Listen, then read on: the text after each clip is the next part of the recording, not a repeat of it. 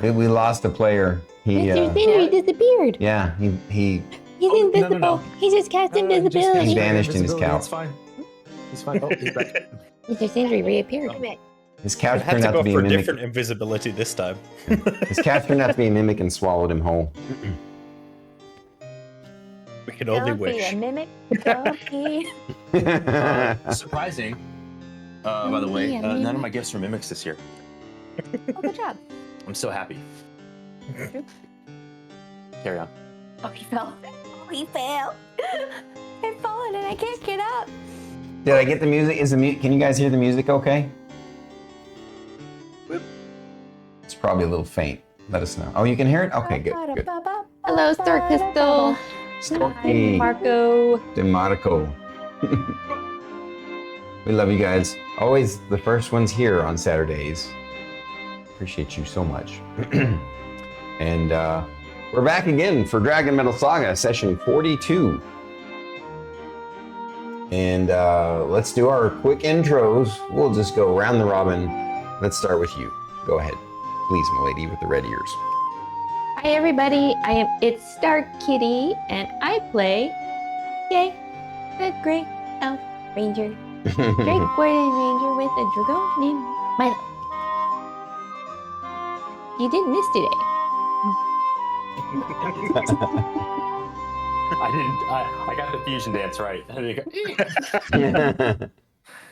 And next, the banana lord over there. Hi, I am BT, and I play Sindri, the sorcerer of Rock Dome. Well done, well done. And the one that's hiding behind the camera there, come on, you gotta come back. And actually, if you can twist the camera slightly towards you, so. Or that's good. Yes. I'm Druid IRL, and I play Thyra, who's a Rune Knight fighter and Oath of Justice paladin with a talking sword. Right on. Next to her, Ew. with the fluffy dark beard. Are you? It's just random polymorphing. Hello, everybody. I am extirpatefate, and I play Merrik, who is a spellslinger wizard. And this is Echo. Echo is my little guy. Echo, say hi. Come on, wake up. Hello. Talk to me. Oh, thank God, I thought you was dead. Scared the crap out of you, that's funny. Yeah. I might have to go replace his batteries. Nice. And I'm your host and Dungeon Master, StormyD. Welcome to the channel, and welcome to the show. We appreciate and adore all of you for showing up and spending time with us on your Saturdays. Hi, Ridiana. Did I say it right? Welcome all. So, the recap last week on session 41 of DragonMetal Saga, the party members got sort of an impromptu training session at their own request with friends of Mira's, who is a gym buddy of Thyra and Shae. It turned out that she knows somebody pretty important, because the one of the people that she brought along for this training session turned out to be a pretty high-end trainer / consultant for the Megacorps for some of the more famous teams. So, what'd I miss? Yes, Hi, Brett. Hey, Besedlin. Just. It was good until I saw it. Thank you, White Seer. Rest well. Get over that damn flu. It sucks. Feel better. I swear it's the fog over here. What was that, BT?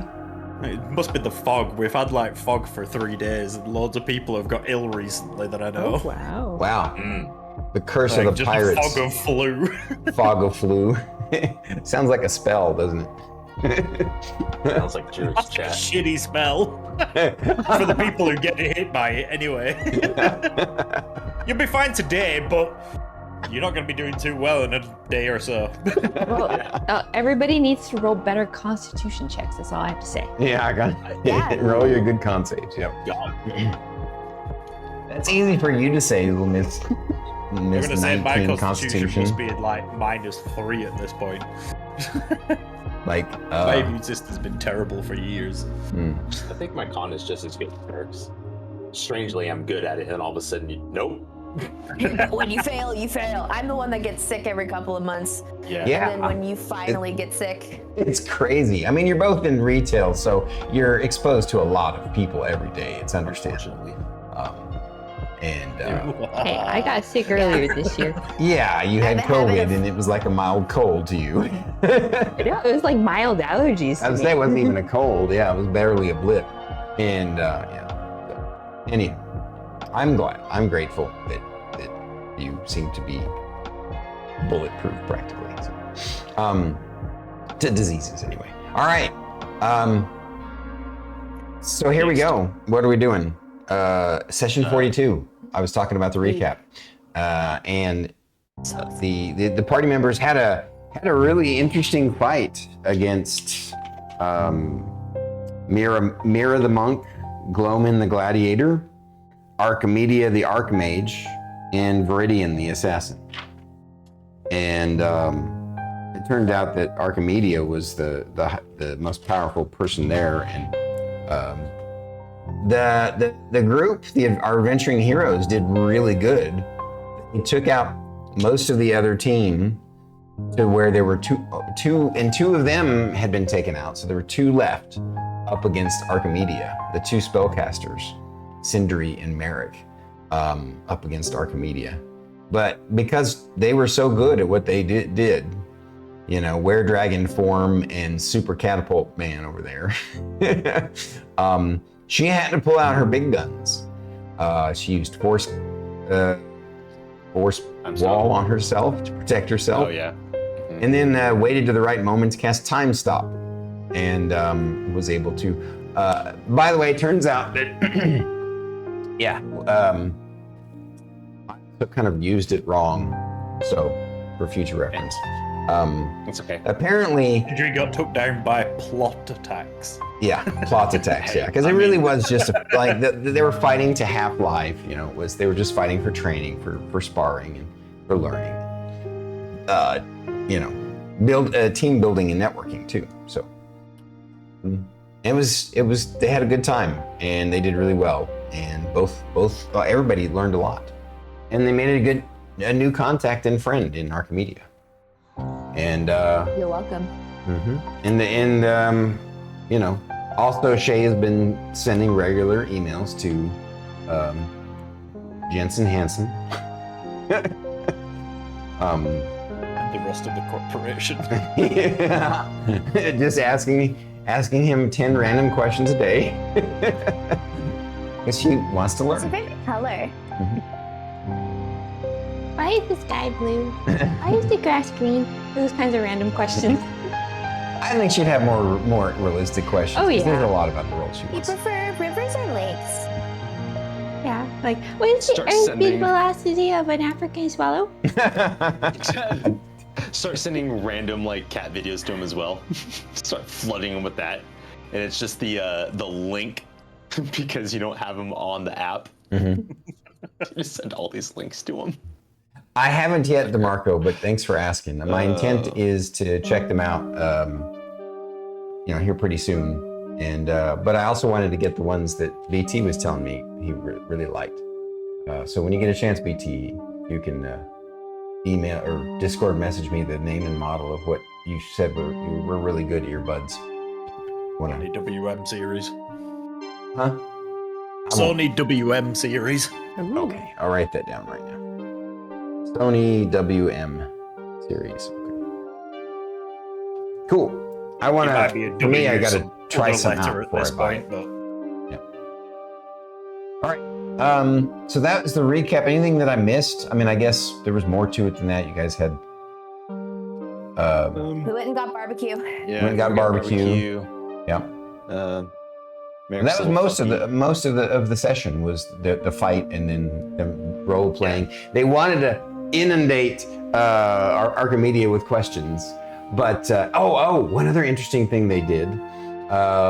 Merrik's character visualized in his head the memory of watching the Deathstalker annihilate their other team that they were on their mission, and let Archimedia see this vision using detect thoughts, and it was eye-opening for both parties. Like, she had interesting comments to say, and Thyra shared the legend lore poem that you guys got in regards to the Deathstalker.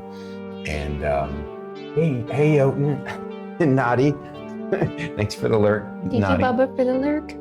Thank you for the. Oh, Bubba's here too. Hi, Bubba. So much purple. Cheerful bacon. Hello. Story time while she crochets. Shae is awesome. Okay. So that's what happened last week. Anything else to add about what happened last week before we go into character recaps? I take that as a no. Pretty straightforward. No. Yeah, I'm good. All right. Last episode was pretty straightforward. Yeah. Yep. It was fun. It was informative, but nothing crazy really. That was sorry. Why? Don't touch my belt. Bitch, it's my belt. All right. Today, should I go from left to right or right to left? Start in the middle. You should go. Start in the middle. I mean, she said first, so that means that Thyra goes first. Sorry, there.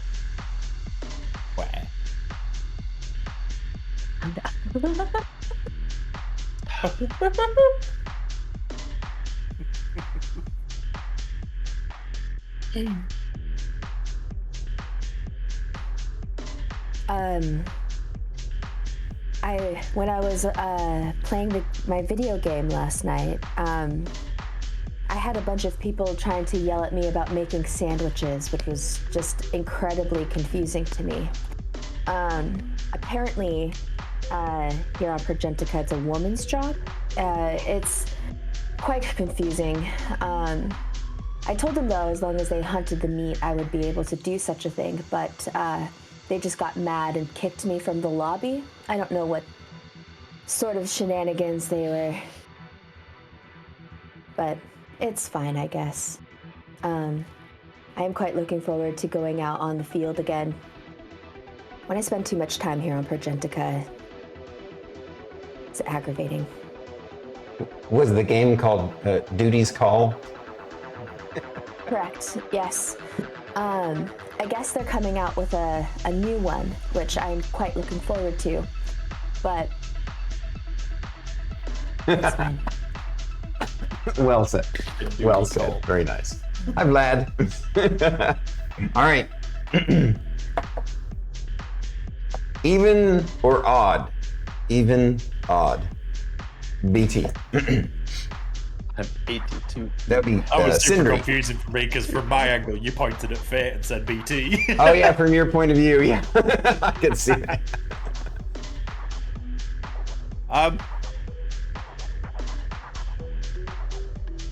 The werewolf dragon thing, that's very interesting. I'm looking forward to seeing what else I can do with that form, especially as we get stronger. I'm pretty sure there's some cool spells we could do with that. Although it might be a war crime, I don't know. Anyway, looking forward to doing some more missions. As much as going to half health was good training, I'm not gonna lie, I've kind of got a taste for the fight now. I'm gonna fuck something up as a dragon. Nice. Very cool. Very cool. All right. On that note, real quick, before we jump to Merrik and Shae, I did forget to add that part, was that at the very end of the session, we got to hear a quick summation of their 3 options of missions, and that's what we're going to talk about tonight. So now, back to Merrik's what stood out most to his character last week?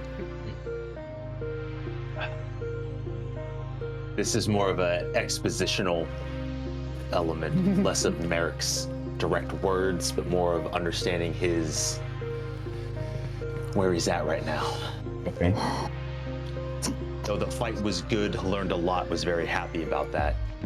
Merrik still had a hard time sleeping and was just randomly coming across things and came across a genre of media that it intrigued him as anima.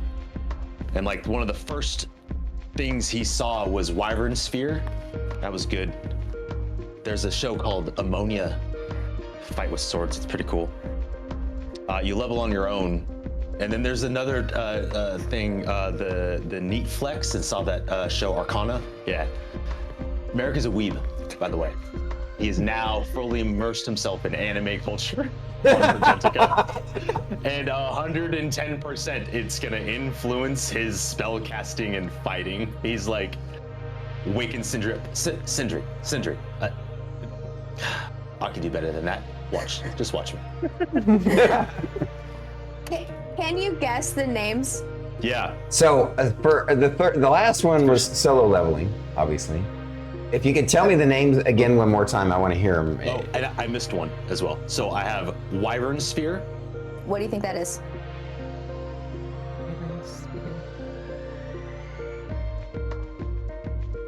What are Wyverns? Wyverns are dragons, so I'm thinking dragons.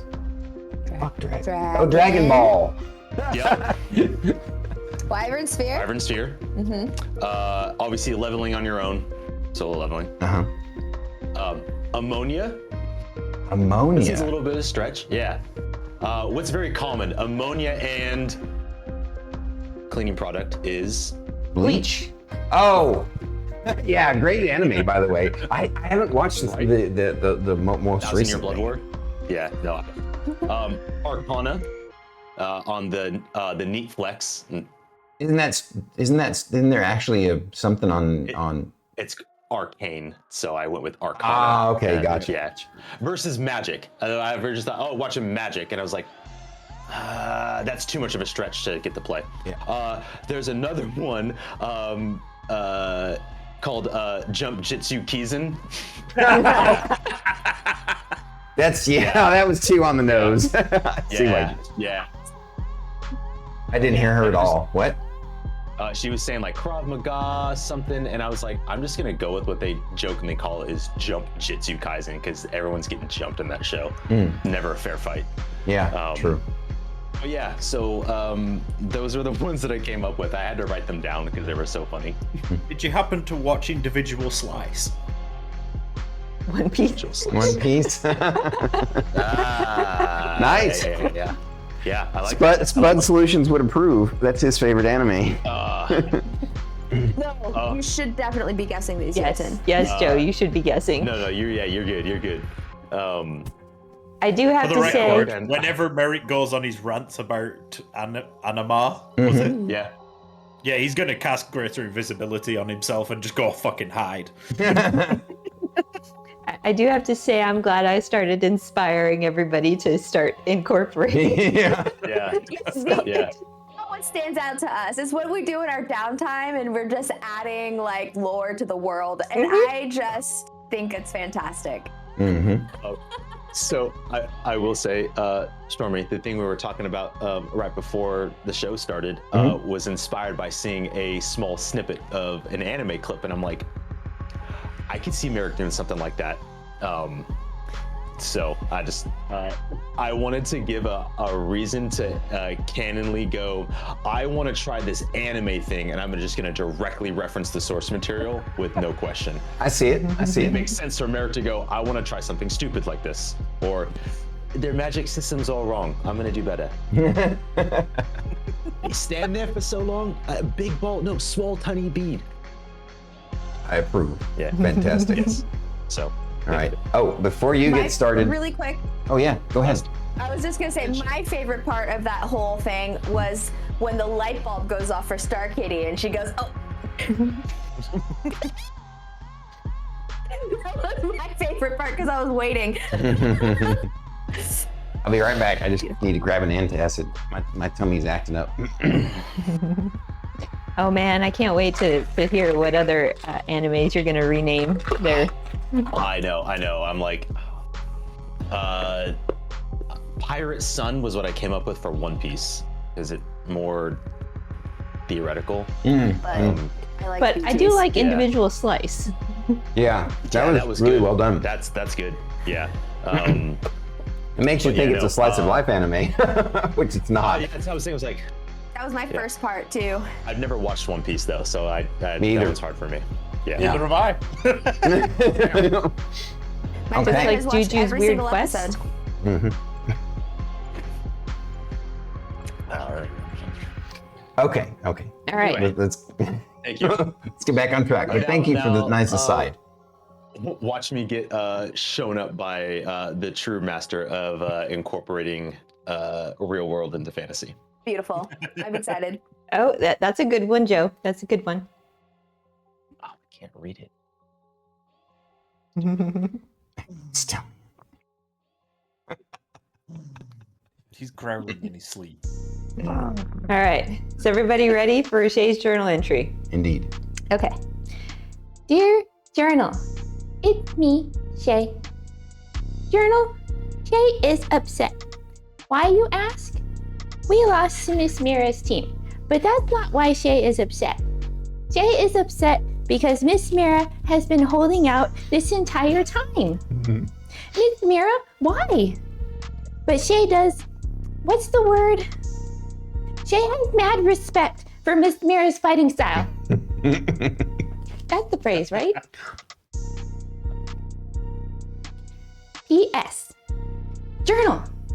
I know you're wondering about Mr. Sindri. Well, yes, Mr. Sindri's dragon form, he turns into a red and black dragon, and he's huge. Not like chunky huge, but tall huge.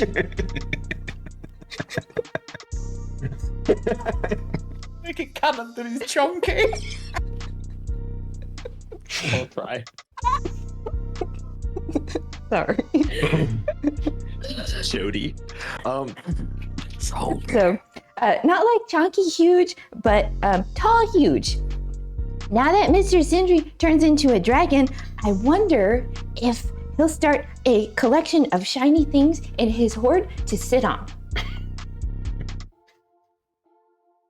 P.P.S. Miss Magic Lady was scary? No. Amazing?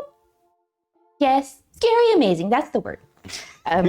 She was so fast in her spellcasting, like that special hero moving picture that Shae saw called, what, The Dash? The other people we fought were, okay. Shae is sure they have special things about them too, but they didn't show off as much.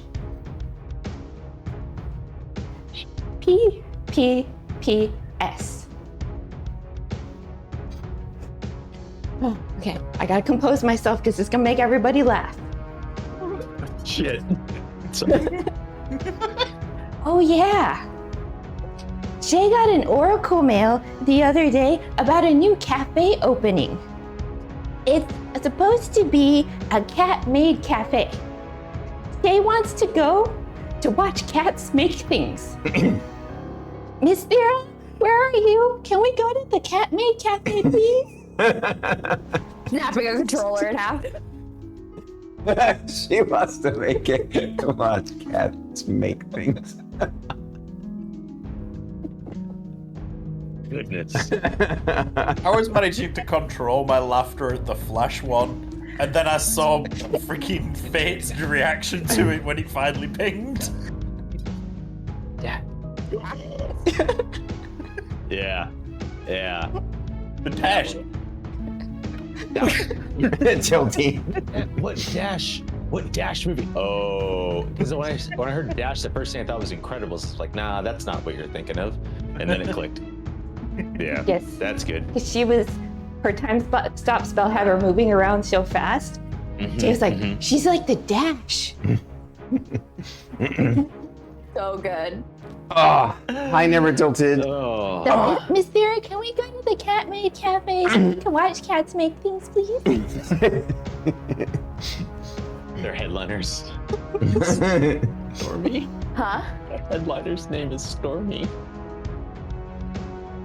What? The headliner at the cat cafe. Oh God. Wait, you've just created palicos. Did palicos just become a thing on Progentica? Yeah. Totally. Speaking of Also, palicos. technically... Oh no, I don't have disguise self anymore, because then I could make myself look like a cat as a disguise, and then make alter things. self, you could do the same thing. I'd just have to Technically. stay stood up and not legged. Shae and her literally taking everything. Still trying to understand the common language and how different words spelled different ways mean different things. Like made and made. Yeah. Yeah. Shae has such a hard time understanding read and read.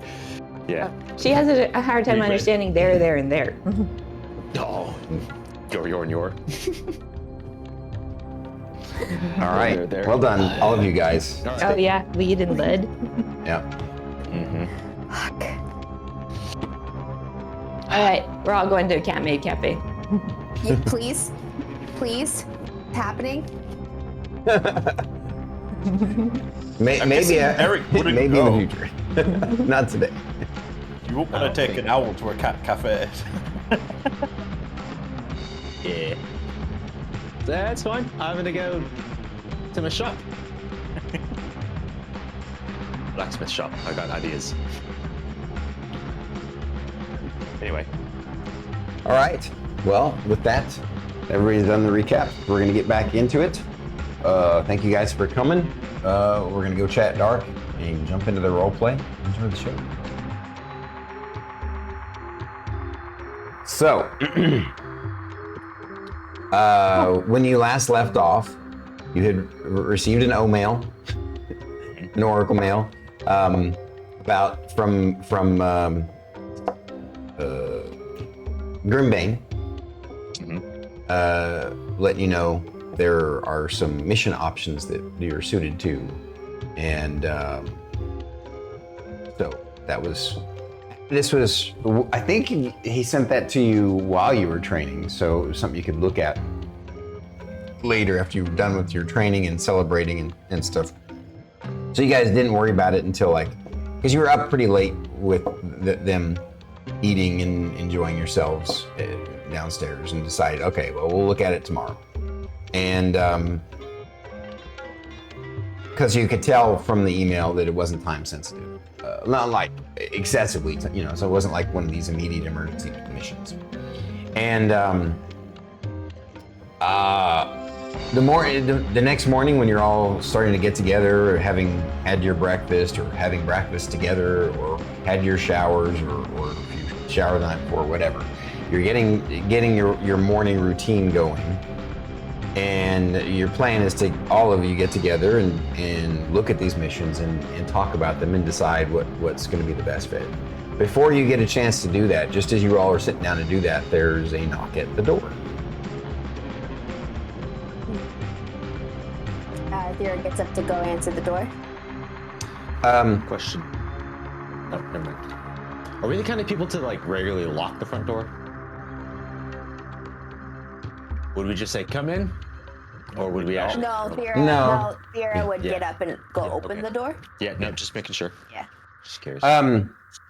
So So basically, the way that Thyra does it, she just there's a knock at the door. She gets up, just opens the door, but she's blocking entry, right? sure. So they can't really see past, but she can see them. Right, for sure. Yeah. Well, she opens the door, and on the other side is a young human wearing an outfit she hasn't really seen before. It's got a logo on the ball cap that he's wearing that says United Express, and he's got a box in his hand.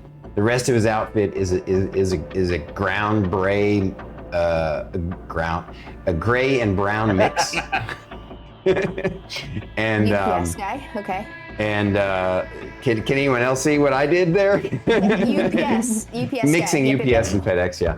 And he says, looks like we have he says, I have a package to delivery for. He looks at his thing. He says,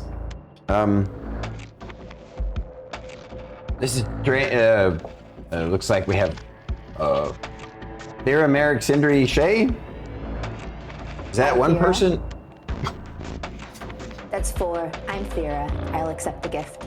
Okay, if you don't mind signing here, please. He gives you his little tablet.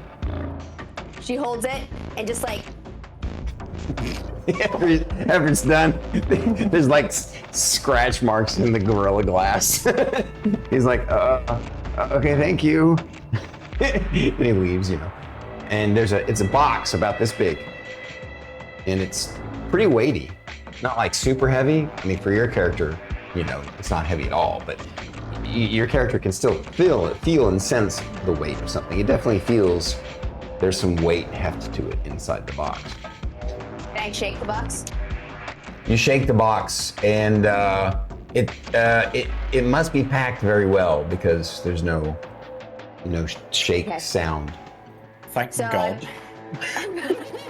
I bring it to the table, and I just set it on the table.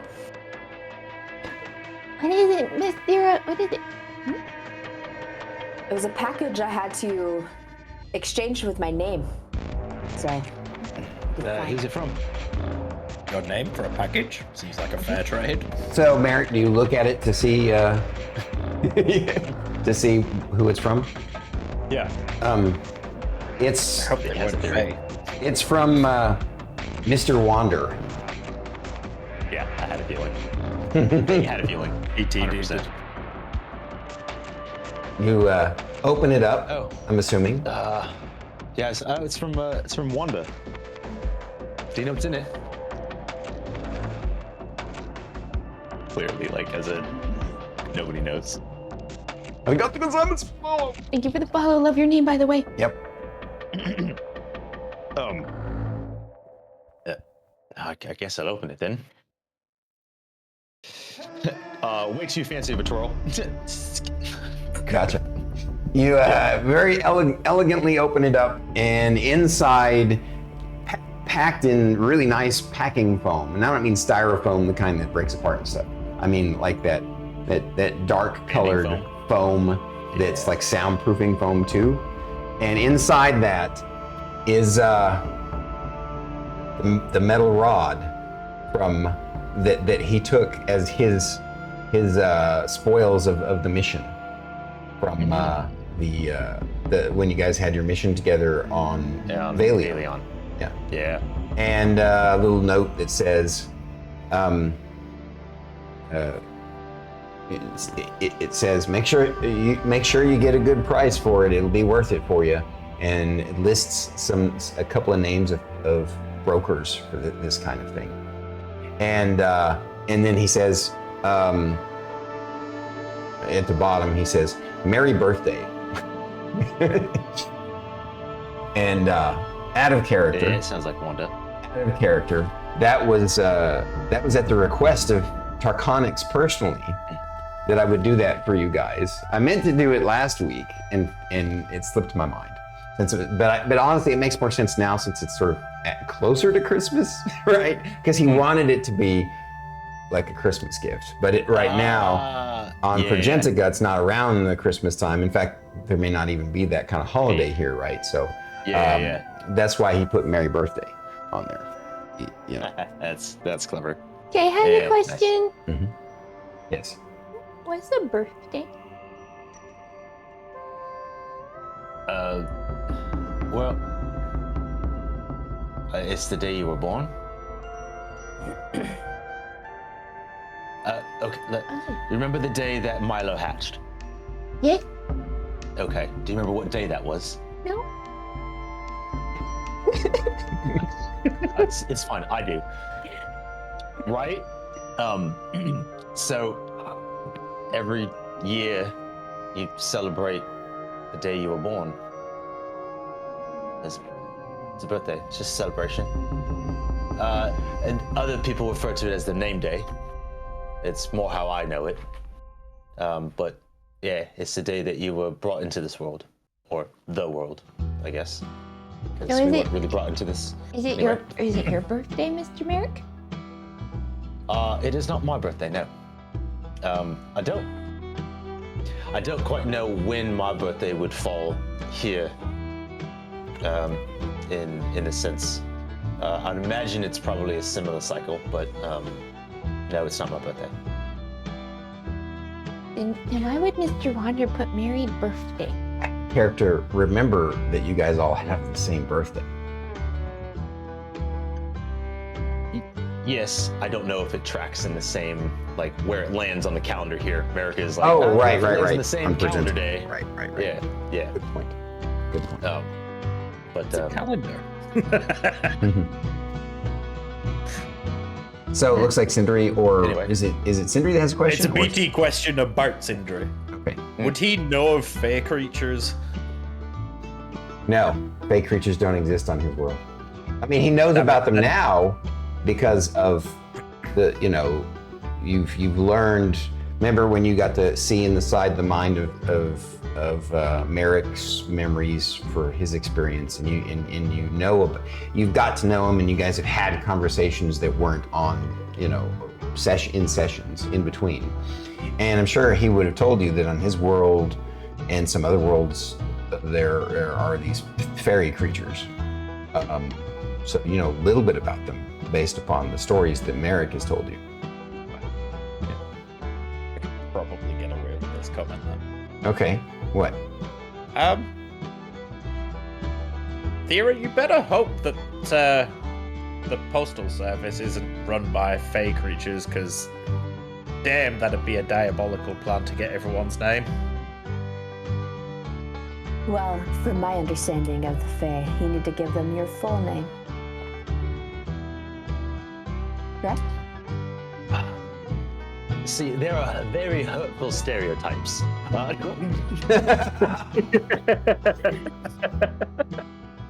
But no, you shouldn't really give a fake creature your name.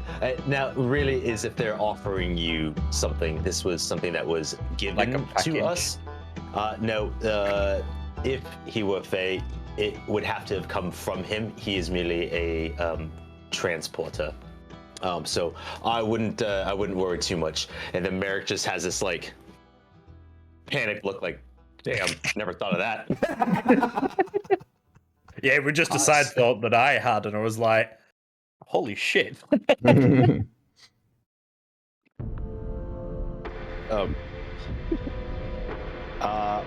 It's a fake question. Yeah. I forget, what metal was it? Like, I can't remember what metal is the rod made of. I don't think it's the adamantine. But No. it's On something your different. world, it's a different metal. Yeah.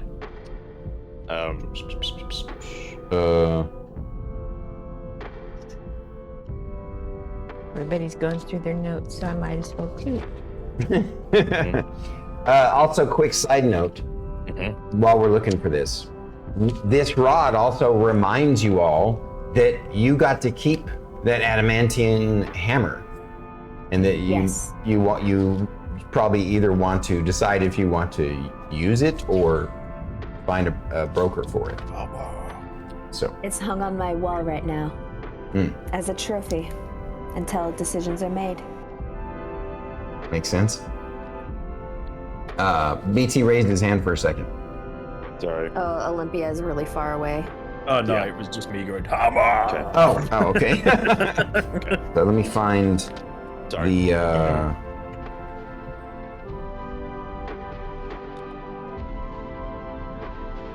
where I did that. Not that one. It's like sound. Right? Is that the individual? Yeah. Yeah, it's down. So, No. sound. Yeah. Sorry, I've There you go. overwhelmed myself with too much Close enough. lore. Mithril. Like order border. Yeah, it's a mithril rod. Mithril is Vailion's? No, I'm just saying the rod was mithril. Oh, okay. Let me double check. I'm I've sure you're right. I rod, just want to make sure. Enchanted magic. Yeah. I know you're right about what the rod being. I just want to make sure that. Not that I know what the enchanted magic is, though.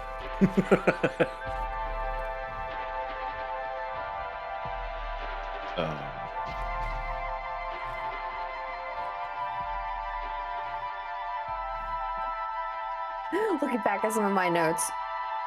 Did you find it? Welcome in, Bubliska. Welcome, follower. Thank you. Thank you for the follow.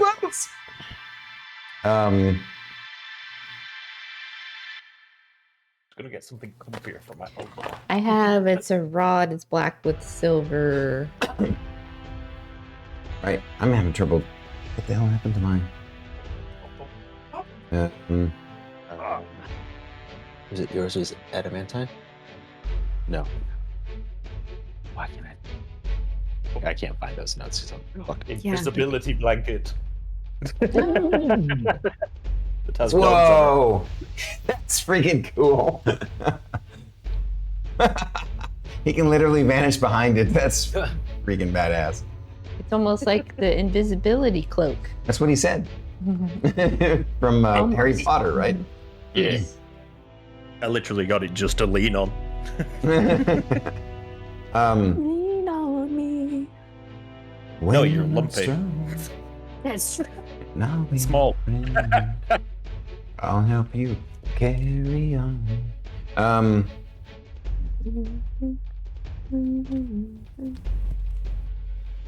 Man, where's this document? I have a document that's literally the description of all you guys' worlds.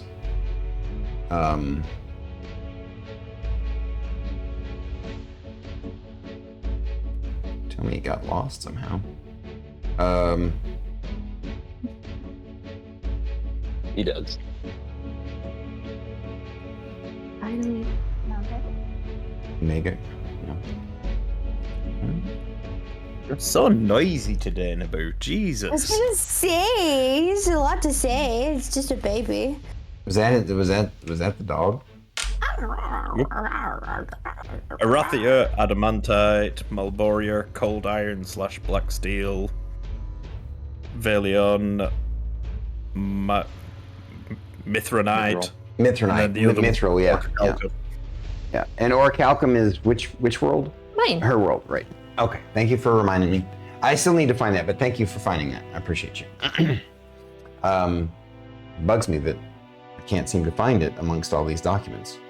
So I just want to recap mixture. So it's mithril, adamantine, orichalcum, and cold iron or black steel.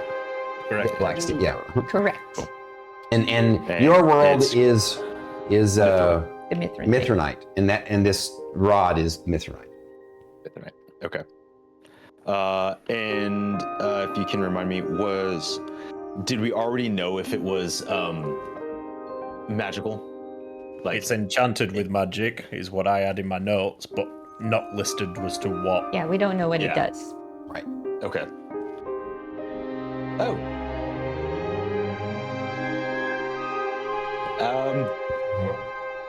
I don't remember what this thing does.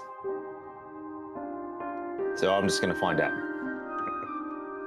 You cast Identify on it? Yeah, I give nobody a chance to object. I just snatch. It's And cursed. you'll notice none of us react to you doing that. We're all just like, Oh, Shae is just kind of like, Of course you can react. He's taken time to cast a spell. It takes about 6 seconds. well, Shae no, always it's- gets excited when minutes, It's a actually. tune to Watches not them. react because we're too used to him doing it. So everybody talked over each other. What? What, BG? Sorry. As I would just reiterating what Drew was saying by saying we didn't react because we've seen him do it so often and expected him to just do it. Oh, Yeah. okay. Okay. Is that what? He's like snatched it, gave us no opportunity to say anything. It's But like, oh, I'm just gonna figure out what it does. and all of us were like, Okay. What's new? Okay, all right, that's what you're saying. All right, thank you. Yeah. And Shay's just always fascinated whenever somebody casts magic.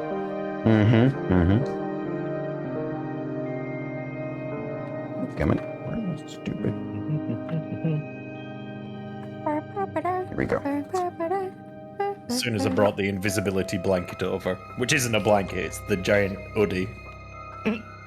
But Naboo has now curled up at the side of it as well, leaning on it. My nephew! All right.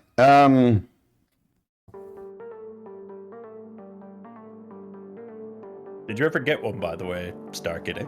What? An hoodie? No, not yet. It hasn't been that cold of a winter for an hoodie here. They are ridiculously warm, in fairness. I just remembered that you mentioned about them last time I either wore it or brought it up. Yes. I still am looking into them, but yeah, it's been pretty warm winter for us, which is very surprising. I've been able to go outside in just a sweater, Yeah, and he's been able to go outside in shorts. shorts and tank. Yeah. So it is a Rod of the Pact Keeper +1 uncommon. So it's not really useful to any of you guys, since that's basically what that does is when a warlock attunes to it, and this is one of the few items you would attune to, since we don't use attunement much for anything. But when you're this one, you kind of would, because what it does is when a warlock attunes to it and is holding it, you gain a bonus to your spell attack rolls and to the saving throw DC of your warlock spells, determined by its rarity. So this one's an uncommon, so it basically would give you +1 to all your warlock stuff. If you're We a don't got a warlock. warlock. So, cool. Well, I can tell you this, it's pretty cool. It functions like your spells, well, your now backup spell focus, the other one, Sindri, as well as mine, for a way of channeling magics. But none of us can really use it. Designed for those, what did they call them? Those emo sorcerers? No, warlocks. My bad. Oh, I thought they were called edgelords. Yeah. The only edge lord that we've got here is Raven's Edge, and he's not much of a lord anymore. Sorry, mate. So it's probably best to sell it. No insult taken. It was just funny. Yeah, so we probably should just sell it. I mean, it's not particularly useful for us, or not useful for us at all. So normally an uncommon magic item like this would only run somewhere between 500 and 1,000 gold, right? But because it's made of mithril, it quadruples its price. Is what you like after you. I'm gonna assume you guys would start, looking on the Oracle. You'd have to look in the deep web part. In the, what did I call it? I called it something. No, you call it the Black Weave. Yeah, Black Weave, right? Yeah, you'd have to look at the Black Weave, which is also where you guys happen to access your intranet of the realm runners, but basically.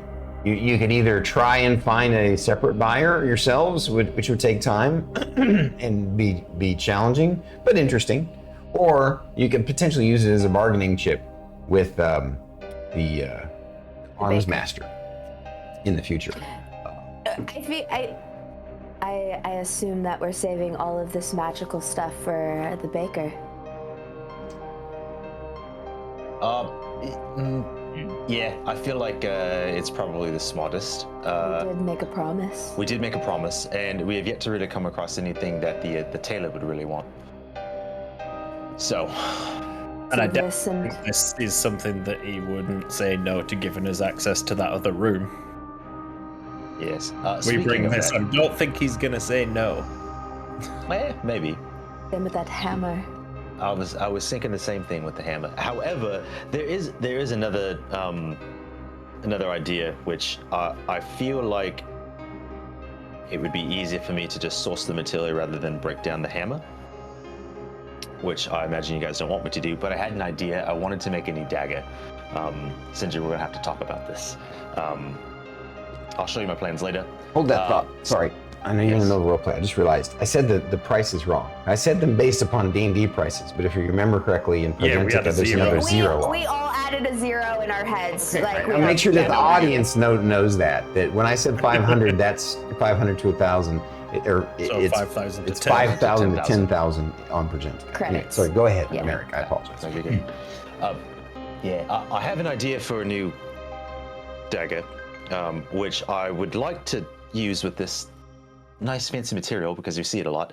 I feel like damaging that hammer is not really worth it as much as it's a lot of raw material that I would love to tinker with. That being said, I do also think that should go towards the baker. I mean, I don't see anywhere else. We made a deal with him at the end of the day, and I'm not going to go back on it. Especially not him. I mean, have you seen his arms? And you want access to the other rooms.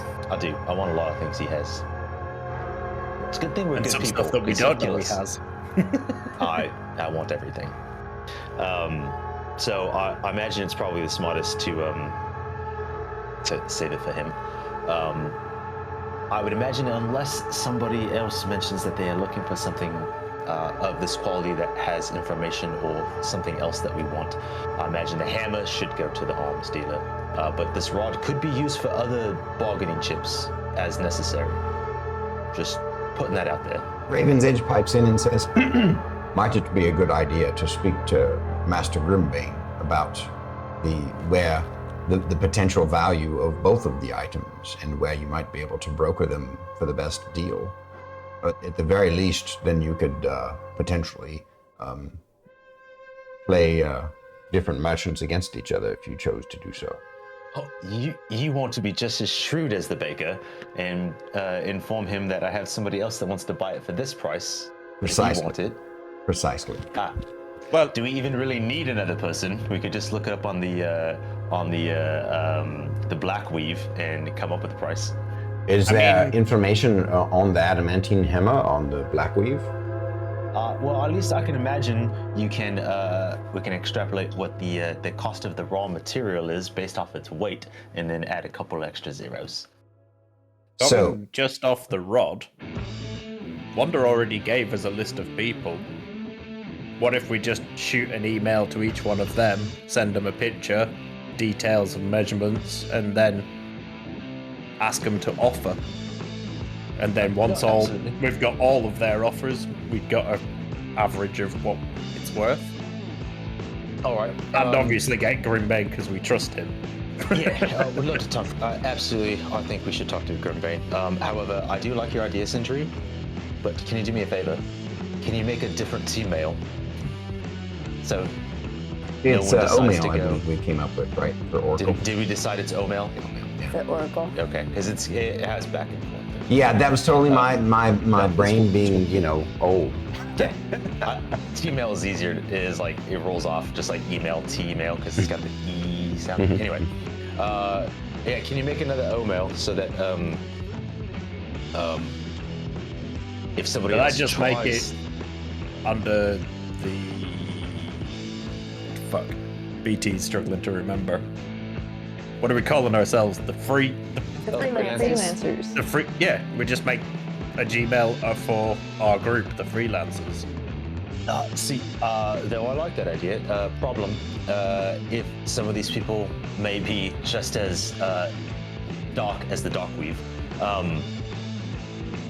don't want them trying to come take my shit, and it doesn't fit in my safe. And Thyra wants it. Have you seen who we are? I have. But have you realized how long we spend away from this space where we leave it when we go to the Barbary Worlds? And if they know we're freelancers and they know we left, Bag of holding. we could use the. I'd prefer to not leave it here when it can't go in your safe. Maybe we should. Let's go talk to Grimbane. Yeah, we might be able to get rid of it before we go anywhere. So I do want to talk to him about these. The potential to go elsewhere. And Grimbane Raven's Edge pipes in and says, and I believe you all indicated that you wanted to discuss the potential missions, the next missions with him as well. Yes, that's what I said. Although we were going to have a meeting about it this morning before we went and met with him. Yes. But we're going to talk to him about it too, so. All right, what options do we have now? Sindri? Can you listen more for me, please? All right, so you guys, I'll pull up your O-mails and look at the missions. Just cast There are it to the 3 wall. mission options, Yes. and there's some interesting things about them. The first one is the first option, I should say, not the first mission, because you're going to have to pick, is a Valion mission called the Remote Outpost.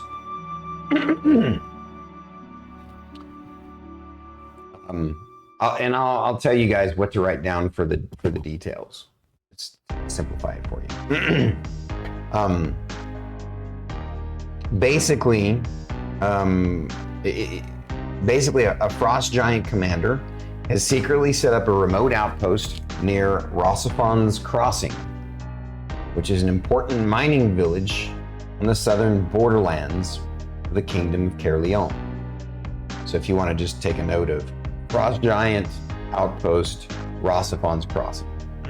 It's ROSAPHON.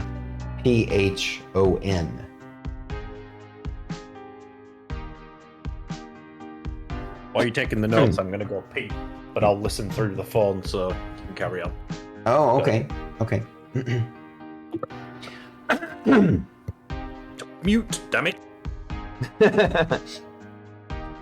This is a strategically important, Rossifon's Crossing, which is an important mining village on the southern borderlands of the Kingdom of Caerleon. This is a strategically important and highly populated area. It also is nearby a mystical druid grove, which has a portal to the Feylands. And this is where, at this point, Merrik kind of explains to everybody that the Feylands on Valion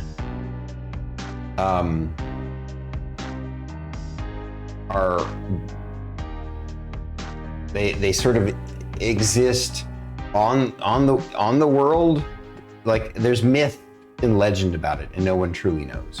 They don't know if it's like a pocket dimension on the world, or a layer dimension like the ethereal plane, or if it's just a separate island, small island continent. It's one of those things, or maybe all of those things in some way. And so it's really difficult to get to the Feylands. But there are sections of the continent that are considered Feyland territory. And there's a blood feud between Titanhold and the Giants and the people of the Feylands that's been going on for centuries. Due to the complicated political nature of the situation, King Arcantian cannot send a military force to eliminate the threat, since it would likely deteriorate or break all diplomatic relations with Titanhold. However, it can't be left unchecked, because the war between the Fey folk and the Giants is likely to spill out and force the king to choose a side. Basically, this needs to be a third-party stealth mission so that the king can have plausible deniability that it wasn't his people that did it.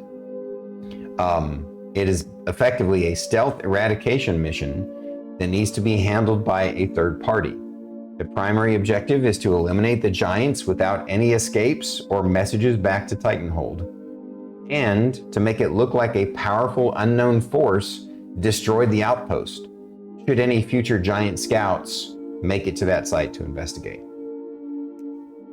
After completing this mission, you will need to report directly to the on-site source of the contract, which is in the town of Hedrick, not far from the capital of Londyminium. And yes, I mixed aluminium and London with a U. Londyminium is the word. Nice. Nice. The mission sponsor is Mython Headlock Holdings. And of course, the intriguing thing to Merrik about this mission, obviously there's stuff you can discuss amongst yourselves about the mission and stuff. But the one key interesting thing for him personally is that because of where they would have to travel to meet with the on-site source of the contract at mission completion, he would be basically within an hour's distance from the academy, and he'd be able to potentially go meet with his mentor and friend. It was Roland, right? Yes. Yeah. You got my message. So that's mission 1, potential. Mission 2, the Malboria mission, is the Haunted Lighthouse, which is kind of slightly ironic, because it's actually not on the place you would expect to be haunted on Haunt Home. It's on Malboria, but it's called the Haunted Lighthouse. And reading this out for you, a remote lighthouse named Castor Rock in Malboria needs to be investigated. What was that? Casterly Rock? You mean, are you thinking of Castle Rock from No. Casterly Rock is from Game of Thrones. Oh, I was thinking of Castle Rock from Stephen King books and stuff. But I say how it fits Game of Thrones too. So very good. Anyway, all right. So sorry. A remote lighthouse named Castor Rock in Malboria needs to be investigated, and this could also be a potential rescue mission. After the lighthouse employer lost contact with the lighthouse keeper for a long time, an investigator was sent to the location but never returned. There have always been old rumors and legends about the lighthouse being haunted. The reason the Omega Corps are getting involved in something seemingly mundane is because the missing investigator is a relative of one of their main merchant contacts in the nearby town of Loggersvine. The mission sponsor is Microaugerplex Corporation.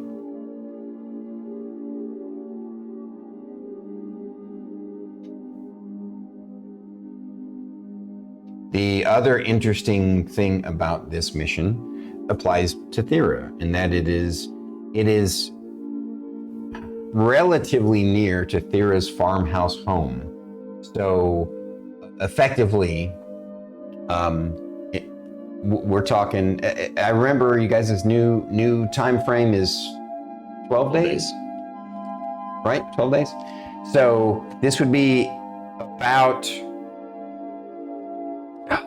a 10 or 11 day journey to her farmhouse if she wanted to see how her folks were doing. There's that potential there.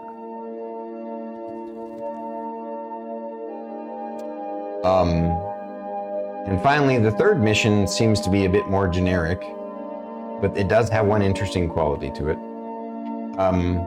Well, maybe it's interesting. You'll need to talk to Grimbane, but and that is the Enerathia mission. This one's called the Relic Tomb. It's an ancient tomb. An ancient tomb has been unearthed by scavengers in the Salt Sea, far to the north of civilization. It was initially discovered by nomadic scavengers. Most of them died exploring it, but the few who survived came out with several decent magical relics, which indicate it's potentially a tomb from the ancient days of the blood magic wars, and could hold powerful artifacts. The mission is to investigate the tomb, deal with any powerful threats, and return with as many relics and artifacts as possible. The secondary objective is to determine more of the history of the tomb. The other kind of interesting thing about this mission is it is also a mission sponsored by Micro-Augerplex Corporation, the same sponsor for the Malboria mission.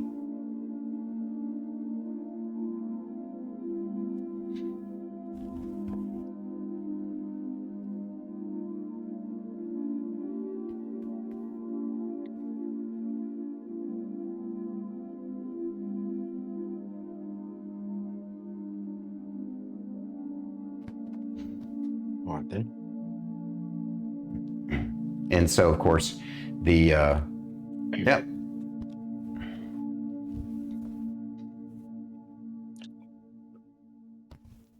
Well,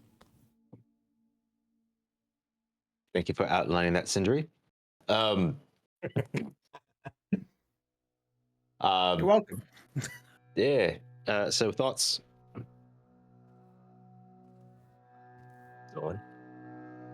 Mr. Merrik, your world is full of lots of drama.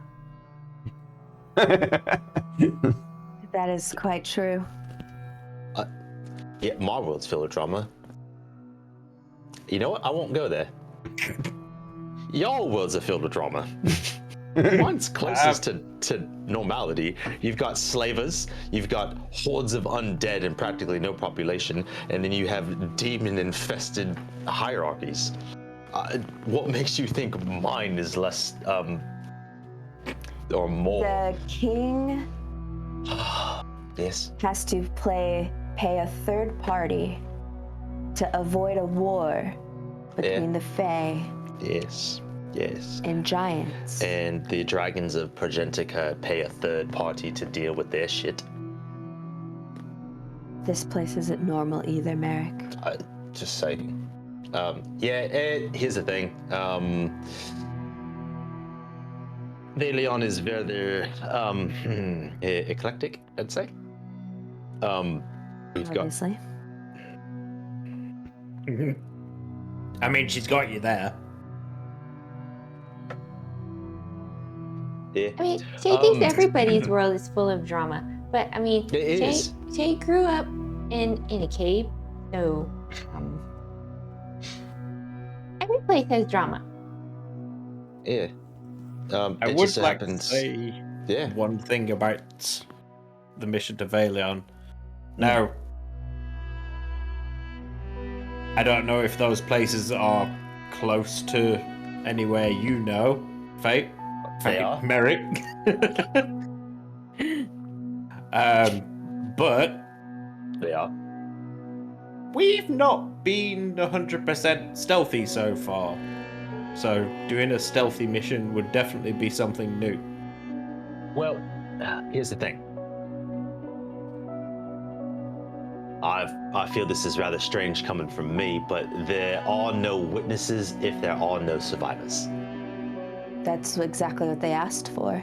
So stealth in the sense that no one really saw us go there. No one really saw us leave there. Doesn't mean we have to be quiet. I'll be honest, I heard stealth and kind of puckered up my butthole. I mean, you're the one that can stay invisible for ever. True, but we're yeah. not exactly quiet, was my immediate thinking. That's why I immediately went stealth. Yeah, no, stick. Yeah, sometimes stealth doesn't necessarily mean that it's stealth in the sense that we're not. He's not sending a massive force. It's easily undetected by having a small group such as ourselves literally just walk into the place. We're not being seen as a mobile force or imposing thing in size. And if there's no one left, then no one knew we were there. I'm going to assume that this is the quest that you are most intrigued about going to. Here's the thing. That place is rather close to the academy, right? Yeah, it's rather close to the academy, and I don't know if Roland had got my message. I wouldn't be surprised if that archfucker, sorry, who didn't let me see that book, man. I don't know if he's dropped my name. Last I know is I disappeared. So, to be fair, someone that I cherish, such as my mentor, Roland, I might be a little too forthcoming in telling him what's going on. So part of me is terrified because if he questions me, he could read me better than I can read my book. So, if we're supposed to keep that type of low profile, I just don't want to get questioned by him. Have a better chance of standing up to you, Thyra. I mean, if that's a problem, you'll have us there, presumably, so we could just kind of step in. Yeah, but that's the thing. I don't know if it is smart to show my face again. But I am curious. Is there consequences for abandoning the college? Well, not necessarily, but the things that we've gone into, he will know that I'm withholding information, I'll be honest. Like, is that a problem? Well, I mean, is that a problem? One of your most trusted people and friends who helped you survive a massacre and has helped train you, and you want to be cagey with them? You can just... I understand I could be straight up and go, listen, a lot of shit has happened. Not everything I'm willing to say. I get that, but I miss that man so much. Mr. Merrik, I think I might have an answer to helping with your mentor. She can ask him all sorts of questions. It is a solution to all of our problems. It is not. It's fine. I mean, if you all also want to go and deal with some big fucking trolls. Raven's Edge pipes in at this point and says, I realize, of course, I don't actually get a vote in this, but and that I'm incredibly biased, but that's fair. I think it would be, I think it would be, sorry, let me roleplay this. I think it would be excellent if Miss Thyra were able to make contact with her family again, since she was basically run off by the demons. I agree. I agree, however, it is a 10 to 11 day trek.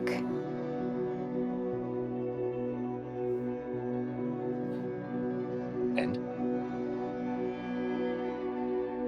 That is So not you're enough time. suggesting that perhaps if you pass on it this time, a future mission might have you a bit closer so you could spend more time with them? Or have less of a risk? Yeah, it's We're not not enough that way time. to pop in for an afternoon is a bit much, I suppose. But the tomb seems kind of interesting. A lot of leverage.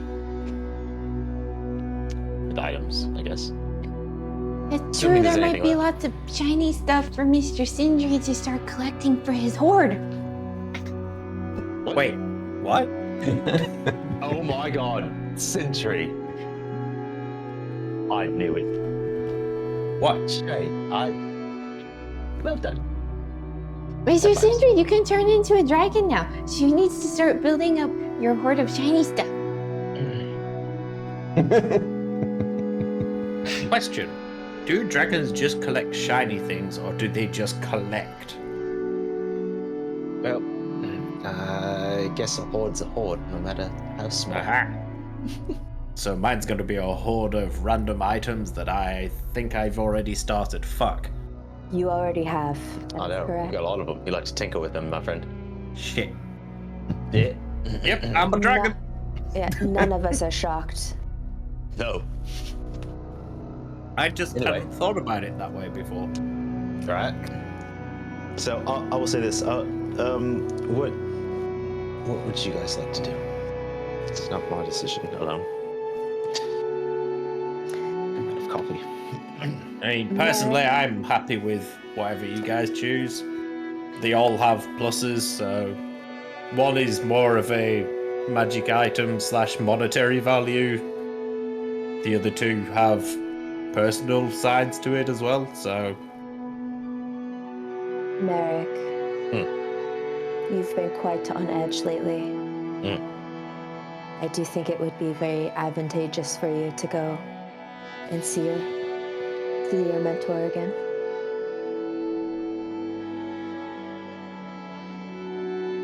We'll see what Grimbane has to think. Shae had a thought. Shae, what is your thought? Mr. Merrik, what if your friend is the contact?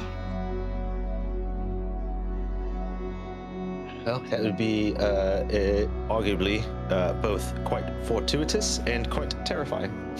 That would suck, but also be very cool. Yeah. There is that possibility. It is. There is also a possibility that he's not alive, There's that too. which I don't know if I want to know that answer to some degree. As far as I know, he lived. As far as he knows, I died. Though You I lived. did send him a message. I did send a message in hopes that it made it there. Yeah. So we'll see what Grimbane thinks and what he feels would be the best for what he feels is the best for us. And then we'll take his ideas into consideration, and then you guys get to pick what we do. Are we going to Absolutely. tell Grimbane about our...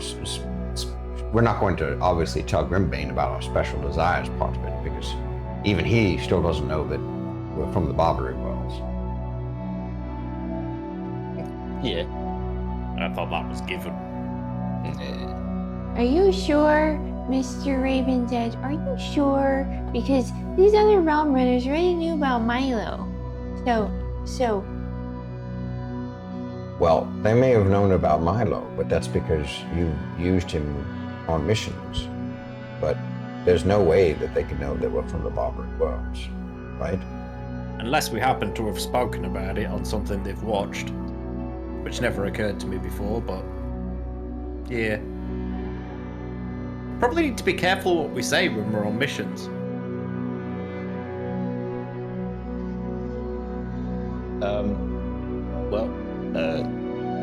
Or Yeah, you could it'll be just, all from now probably on, if you want to have discussions on those topics, have them through me, because that obviously wouldn't be recorded. Sorry. Your hood is Well, badass. I'm It's just my gonna. Abenaki hood. Sorry. Yes, Thyra. I'm just gonna express my opinions. I feel that Valion is our best option. We might also be able to pick up a new belt for you if we're going against giants. We could arguably possibly find something like that in a tomb, along with a lot of other things that could be useful to Shae and you. But I don't think we're to keep any of the valuable artifacts we find in the tomb. Well, We do also have the luxury of being able to buy a good amount of stuff. Ooh, although I don't know if I've mentioned this before to you two, points at Thea and Shae. I do need to acquire an item with some form of enchantment on it that's not your standard run-of-the-mill thing.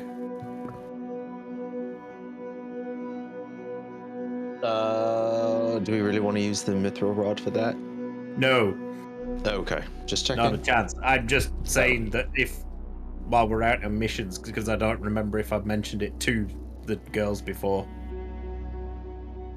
For the So that Yeah. way there's 4 of us that they can keep an eye out for it. Yeah, Or anything. And though they want us to bring back a lot of things, So far, they've let us keep quite a bit. I'd imagine we wouldn't keep everything, but there'd probably be some things that like, that's fine. So, besides, what are they gonna do? A dragon wants to talk to us. It's fair. Not you, Sindri. This one's green. Right? Is it Emerald Dragon? Stormy? I believe he is a green dragon, the one that we're supposed to have. The a green meeting. dragon's the one that wants to talk to Sorry, us. I missed. Yeah. Yeah.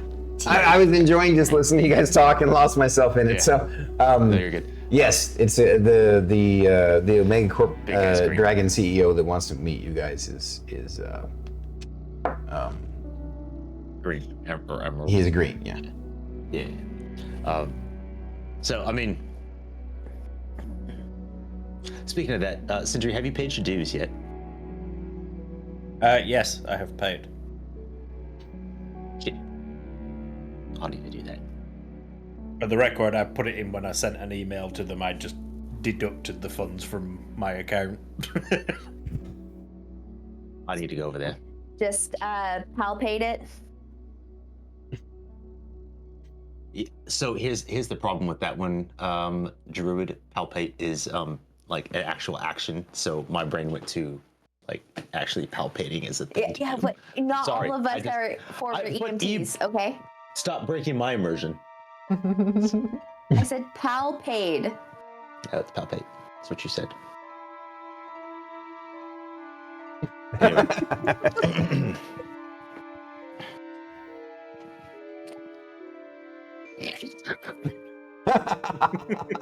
I knew eventually you guys would crack.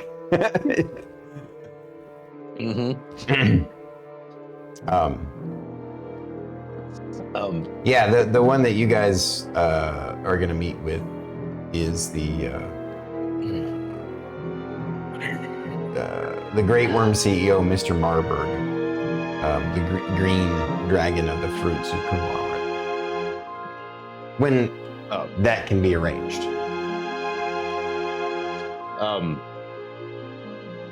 Yeah, I need to send my dues over to the Guild Song. Also, is anyone say that? Strangely enough, I may be missing this, but when do we need to have an answer by? I don't quite. It wasn't titled urgent, so they don't need us right now. But What are you referring to out of character? when do we need to leave so I can figure out what other like quick stuff I need to handle before? Oh, for the missions. What's okay? I see what you're saying. Yeah. Maybe Timelines. Mr. Grimbane would know. Yeah, like the missions. He didn't put that in the mission, but he did say come have a meeting with him. You know, the day when you get a chance. Oh, Yes. and maybe Mr. Grimbane might know when the baker is back in town. Yes. So, I guess I'll call. Yeah. Call him, go to bang. Are you ready? All right, so you contact Grimbane and arrange to go meet with him. He has time this Didn't afternoon. Okay. Yeah, we're gonna go this afternoon. Do I have enough time to run over to the Guild Song? No. Merrik probably does, but Merrik has that like, I can't be late for the meeting, waiting anxiety. Gotcha. So you won't do it. Yeah.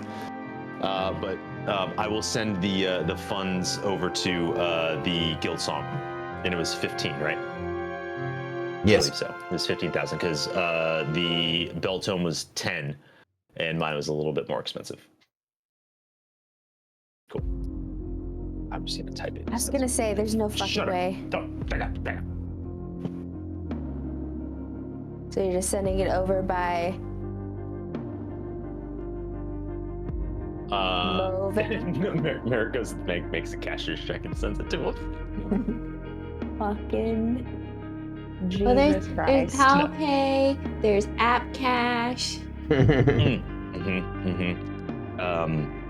There's Nemo. There's actually Zelly, which, strangely enough, in the breaking the fourth wall, most people actually can't pronounce that correctly.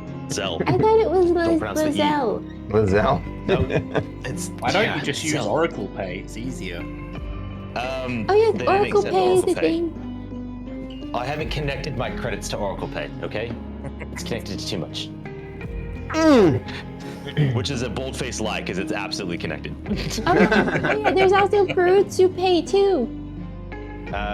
Yeah, no, that's too many. But yeah, no, I'll just send them over. There's what? What did you say? Apple Pay. Perutsu Pay. Fruitsu Pay. Apple Pay. Yeah. Apple Pay. Oh. Yep.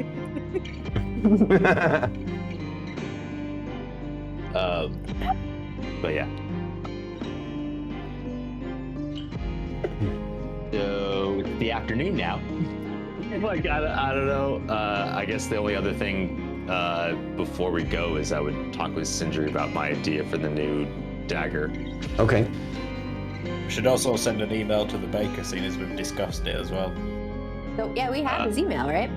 Or O-mail. Oh, Grimbane has it. He contacts No, Grimbane has it. Right. Grimbane. Correct. Okay. No, because the one that we have the O-mail for is the lady at the other clothes shop. We have the tailor's contact and Mr. Hansen's. Yep.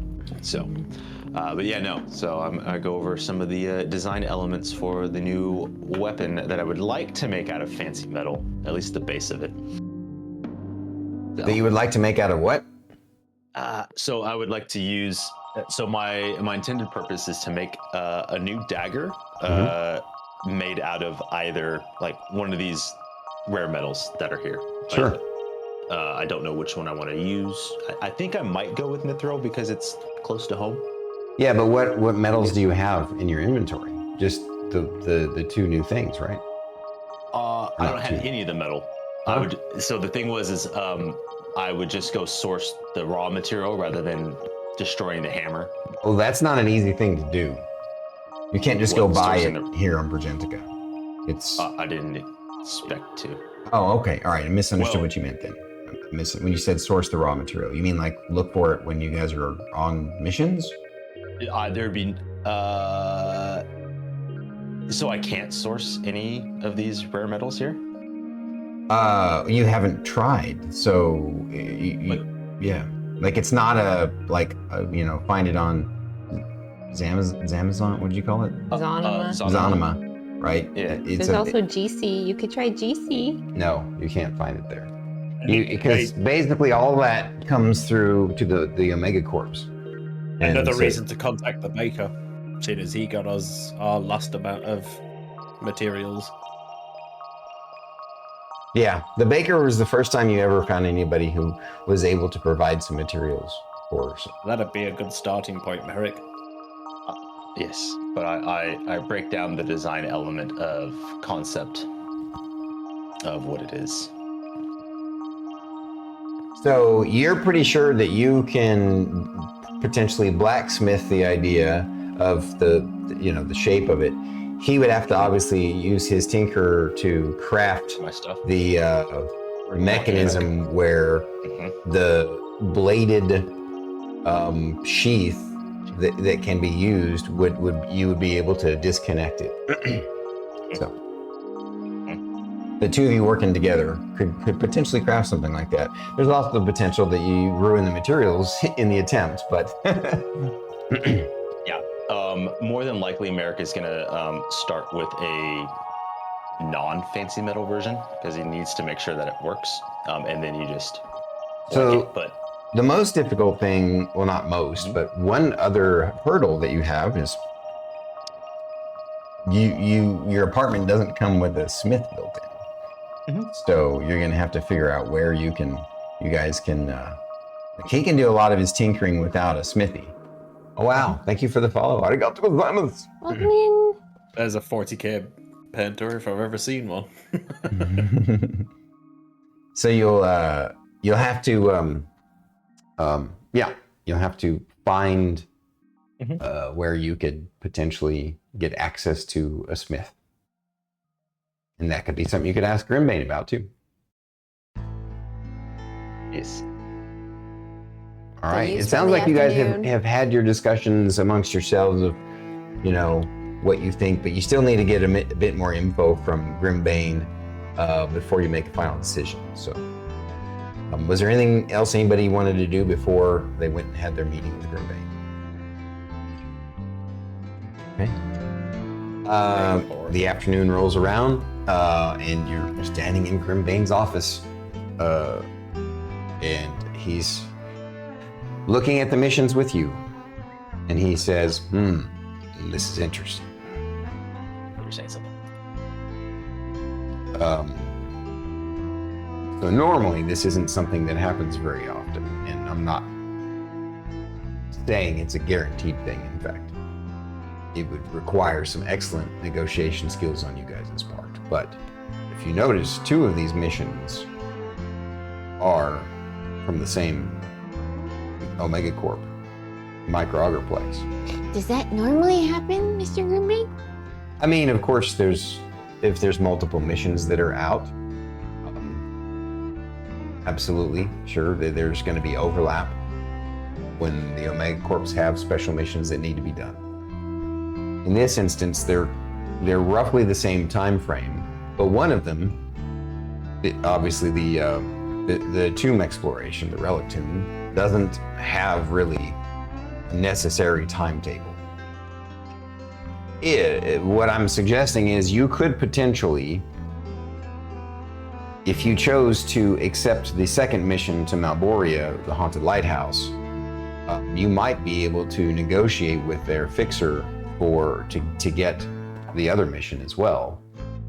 It's not often that people of your, the teams of your current ranking get that opportunity. So it's one of those things where it can't hurt to ask. But if you feel your negotiation skills are up to snuff, it's probably worth trying. Because then you could take on both missions back to back. If you wanted to. Obviously that won't work with the risk of that is this Baleon mission looks pretty lucrative. I'm betting that if somebody doesn't snap it up right away, then while you're out on, if you decide to do the other missions, it's probably going to be gone.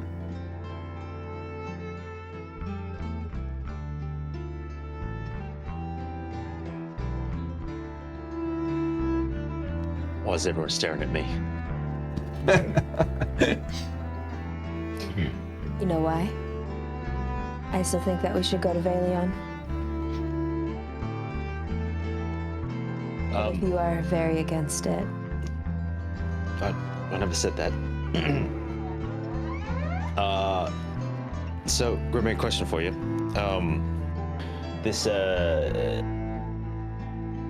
This tomb mission, you're saying doesn't particularly have much of a timeline.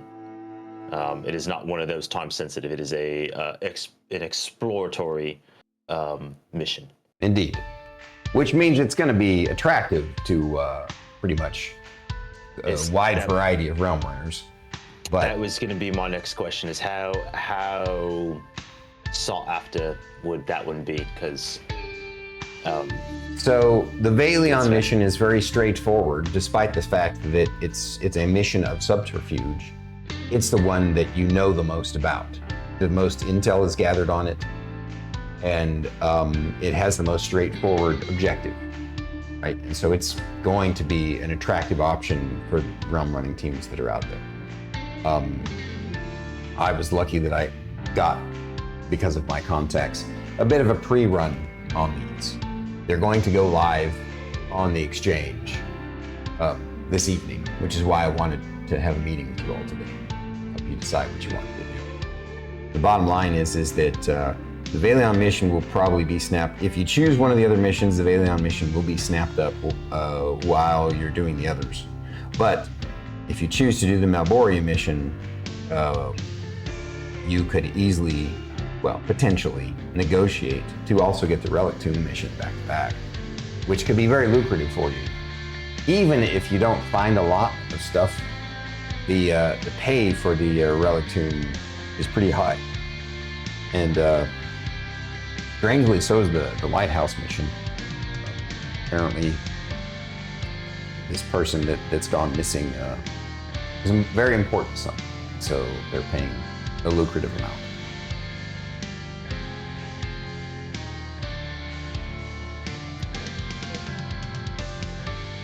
Okay. Do you have any questions? Oh, I guess I should tell you guys the pay. That might make a difference too.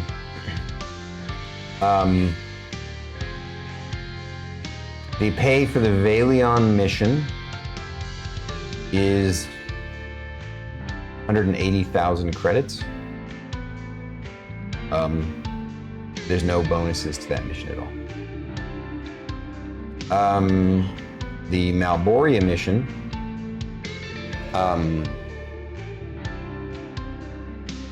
the base pay of 130,000 credits, but there's some potential for some bonuses if you know, depending on what's going on, if you're able to rescue anyone, or at the very least bring back, you know, Their body. right. Proof of some kind. Yeah. Mm-hmm. Gotcha. And plus that lighthouse is apparently important to the merchants of the area because it protects their trading ships from crashing on the nearby rocks. So yeah, it's that's why the bonuses could be quite lucrative. The relic tomb is going to potentially be the most lucrative. It's paying 200,000 plus 10% of what is recovered. So a 10% salvage fee of everything that's recovered. And the potential that some of the items that you find, you might be able to claim as your own.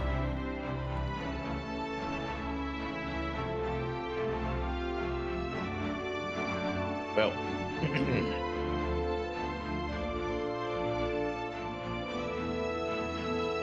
Not gonna lie, that's tasty. My opinion can be swayed. Oh, sorry, Miss Thyra. I was just saying my opinion can be swayed. I still think Raven's that- Edge talks in you guys' heads and says, I want to add that if you all did choose to take the Malboria mission, Miss Thyra, you don't necessarily have to try and go meet with your family. It could just be straight for the mission if it's too much pressure to try and make it there in a short period of time, or in the long distance that it is. Throwing that out there.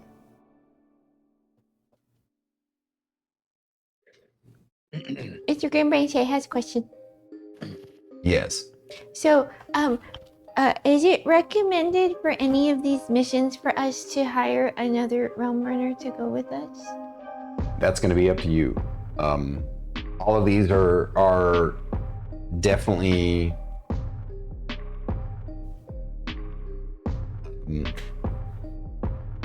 C-class tier, Emerald tier missions, potentially might be even Ruby class missions, depending on. I mean, the Valion mission is definitely an Emerald mission because we know what that is. Looks like the advanced Scry Scouts have determined that there is the commander is a frost giant, and his troop consists of a hill giant and a stone giant, and maybe an ogre or two.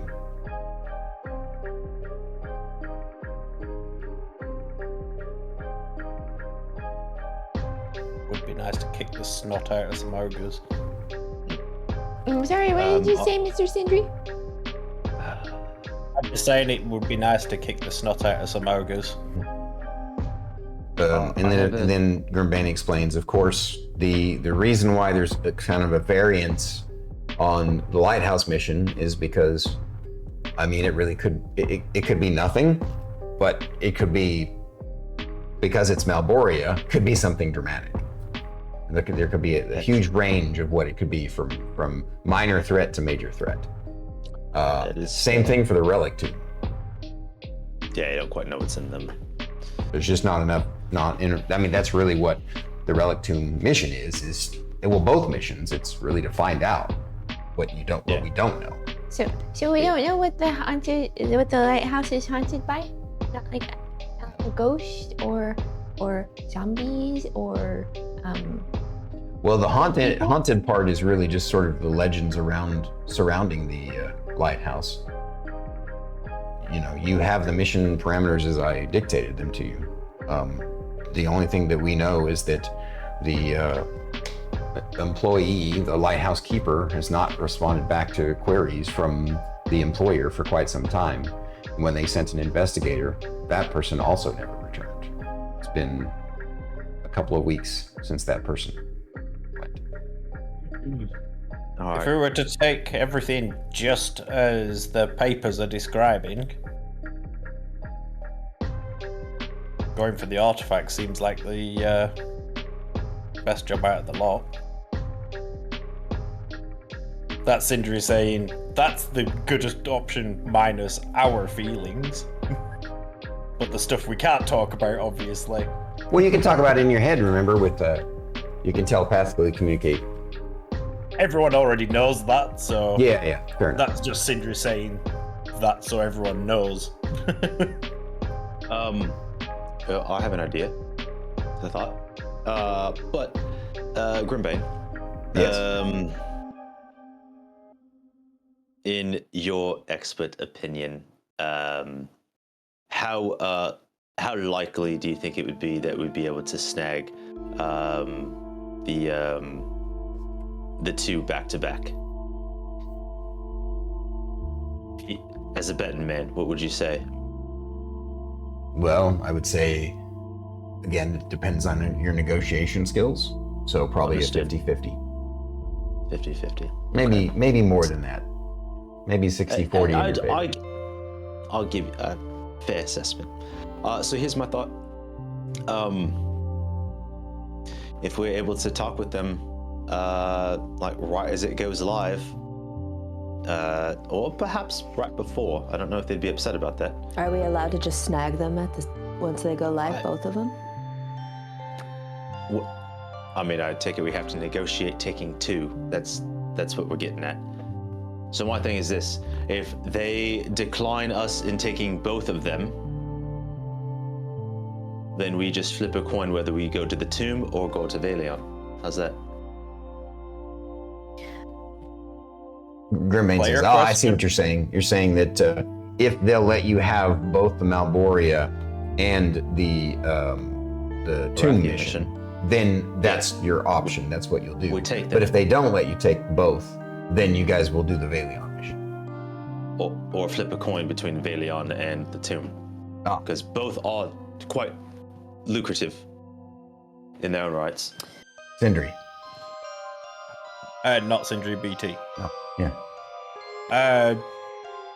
With regards to accepting the quests, what's the process that we actually go through for accepting them?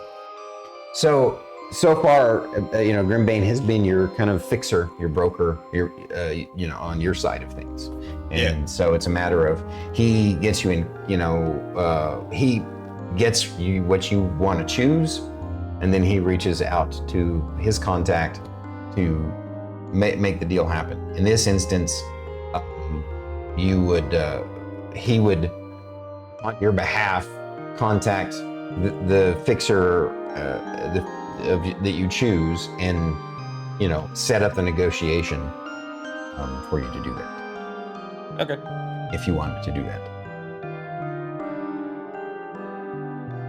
Mr. Grimbane, I have a question. Yes.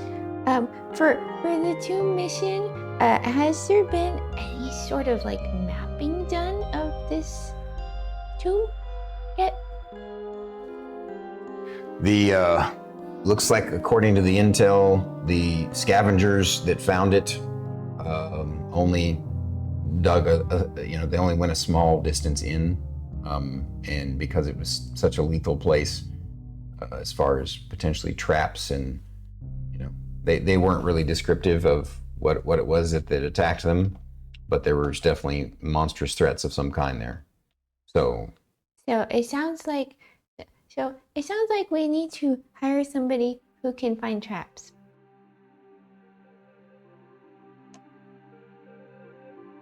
well, I mean, Jay's not since you're very good at that. I am. The real question in our party is whether or not Sindri likes to get a piercing or not. That's the real problem with the traps, not finding them. I mean, I have gone better in my ability You to are fantastic. do things, but What- there's always what that I'm risk saying- whenever you're dealing with that sort of shit.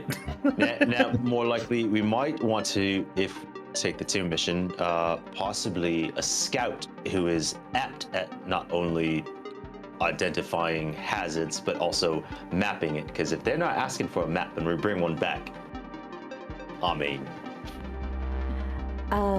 Something to keep in mind.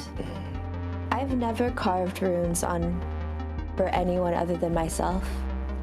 If we do take this tomb mission, I could inscribe the cloud rune on Sindri, and it should be able to help you with your lockpicking. You would just have to remember to activate it if we do fight anything.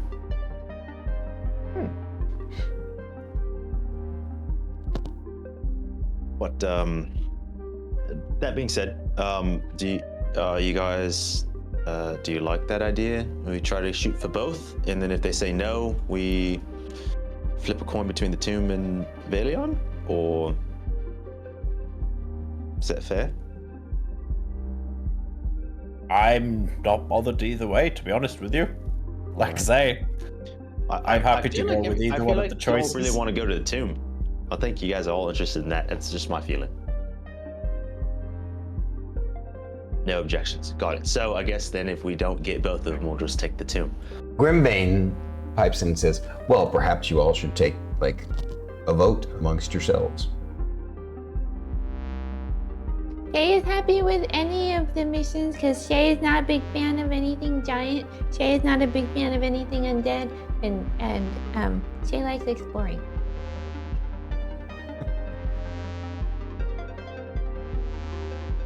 Not a big fan exploring. Got it. Well, I mean, Shay can still hold her own against a giant or two, maybe. Anything undead just needs to be burned. Definitely learned that one. I love that all of us, as soon as she says they need to be burned, we all just nodded our heads. Yep, that is absolutely correct. Yep, 100%. Yeah. Cult of the Burnt.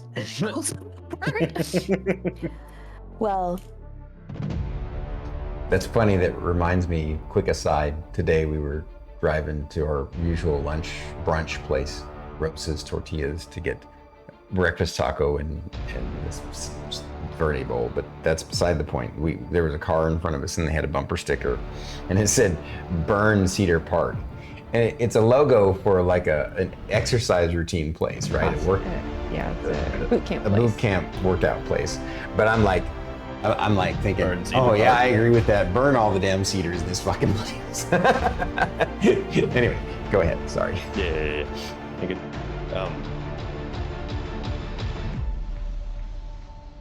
I mean, does anybody have objections to the idea? I'm okay to settle for trying to go for 2, Okay. And then if we don't get 2, we go to the tomb. correct? Okay. Shae, I imagine you're cool with that because you want to go exploring. Sindri, Doesn't care. Sindri likes cool items, so that's always going to be a win for me. alright then. But yeah, obviously, so- there's that other thing that we discussed before about your interest in the other mission. It's fine. It's not like we're not going to go to Valion again. But it was close to that place you wanted to explore. I mean, yeah, I would love to go visit that academy. I'm a wizard. So, of course. But there's also a lot of information here on Progentica. And not a lot of artifacts like that accessible on Progentica. So, But yeah, the specific people on the Valiant may have a different way of looking at things. yeah, but in the time that we've been in, the research that I've done, not Progentica, Valiant, the internal feuds between the nations, if we were to be identified in any way, shape, or form, could potentially cause a lot of other issues. So I am okay with not doing that. As much as I agree, I would love to kick the shit out of some ogres and some giants. I think that would be fun. However, I do think that in our best interest, not only for our party as freelancers, our reputation as realm runners, even though I know we don't care as much about that, it's still nice to know. I think these are going to be quite lucrative to pay back you, good sir. And I point to Grimbane, because clearly... Oh wow! We Beast still of owe him a Bifrost, lot. thank you for the raid. Beastie. So it does put us quite in the best possible position to attempt these two, if not just the tomb. So, despite how other people may feel about going to Valion. Grimbane well. says, well, it sounds like you guys have decided. I will make the arrangements to have you all meet with their fixer and see if you can negotiate your way into a double mission. I will say this, there's one other kind of a end factor in this. I know you were just now saying you're not sure how important your reputation is to you, but amongst the Realm Runner, society, it's pretty much everything. So if you are able to negotiate for a double mission, that's gonna make you look already more impressive than you already are. And it might even propel you to the next tier. Just saying. Sure. Which would mean you could get more lucrative missions. And while I appreciate and laud you for wanting to take care of your debt to me, I'm enjoying seeing everything that you guys are doing. So don't be in a rush to worry about that. And I understand, I respect the sentiment in your position. However, looking at it as a whole, it puts us collectively in the better place. We get more opportunities for items, loot, and such, and in turn, it in fact pays down the debt we owe you. So, Indeed. yes. On that note, this is a perfect time to take a break. We have one other thing to say. Sorry. Yeah, the last the two things, which you could just. By the way, Grimbane, we have a couple things that we want to talk to the baker about. So if you could, if you don't mind reaching out and finding out the next time he's going to be back, because I think we have something he's going to enjoy. Yes. I do already know when he's going to be back in town. Oh, fantastic. Unfortunately, it's going to be while you're out on these missions, but he's going to be in town for a few weeks afterwards. That. So fantastic. Yeah. The other thing is, you don't happen to have, an anvil and a smith somewhere down here, do you? Well, before we talk about that, what sort of items were you wanting to talk to the arms broker about? Did you find some good stuff on your missions, your last missions? And then at this point, yes. Raven's Edge reminds you guys in your heads that you wanted to ask Grimbane about pricing of those things. Yes. Here's the thing. I desperately have to use the outhouse. We'll get back to that. Here you go. And I just send him the photos that we took that we were going to get ready to have the options to do that. So while he's looking that over, Merrik is going to step out, and then we're all going to take our break. Perfect. All right. Thank you guys for your raid, Beast of Bifrost. I love you, brother. Thank you so much, man. And all the new folks who joined. And not a 40K painter at all, no. We'll be on a break. So enjoy the intermission show while we're gone. Get yourself some snacks. I got to move around. Mm-hmm. See you soon. Their picture on Discord. Oh, it's only over your own picture. You see it on. Oh, okay. Yeah.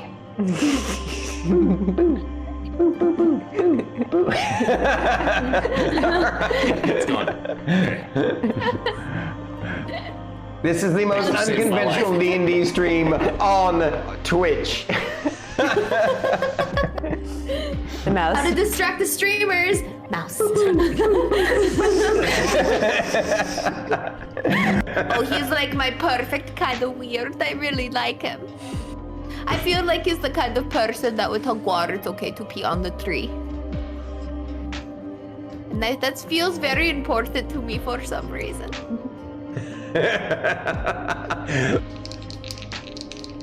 My hair is so heavy today.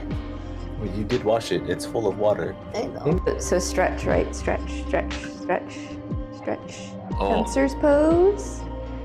Oh, okay, now you're showing off. Don't do that. I can't touch my toes. That is, she can do standing mermaid on one side. Oh, standing mermaid? Let's see if I can do it in jeans. Okay. Foot into elbow. Connect the fingers. Quick save, quick. Okay, cool. It also sometimes does this sound, this random thing. It just happens from time to time. I think it has to do with some sort of decondensation or something. I don't know. It's really weird. I swear to God, it sounds like an army of masturbating gnomes. Are you sure they're squirrels, Stormy?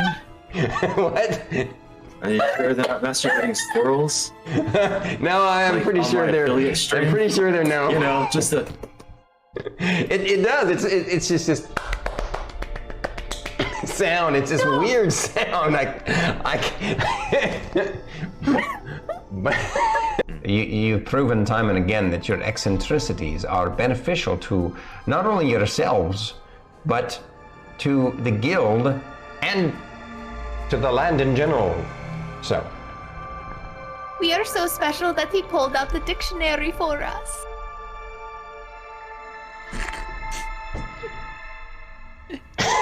He used big words.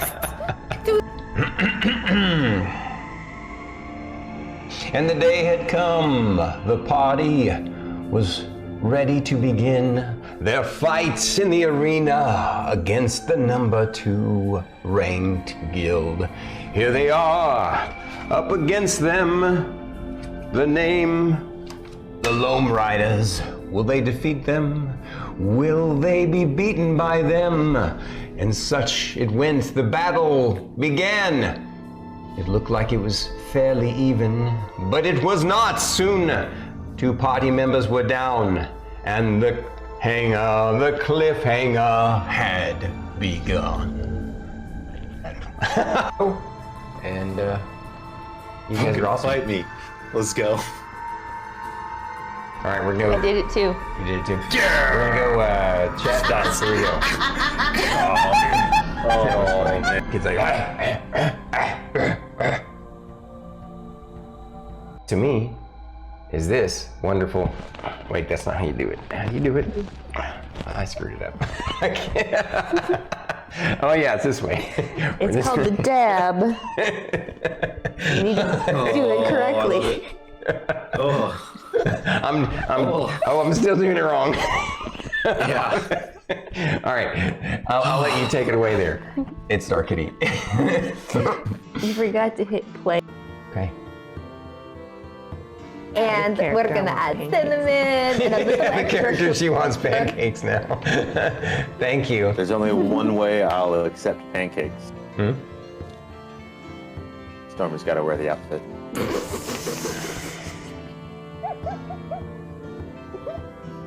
It's canon. It's the only way I think any one of us can enjoy them. Later. You see? So, you guys find yourself that evening dabbing at the inn. No. You find That yourselves. is what Emmeline is doing. She's Yeah. dabbing from side to side on the stage. Oh, he's pretty cool. Okay. My Chonkapillar. Chonkapillar's ass liked him. The butt. Chonka butter. It's a little tiny, like, X over it. A little anime X for his little bunghole. The ability to control those undead. Oh, that's right, because you did that before Bunky inseminated us.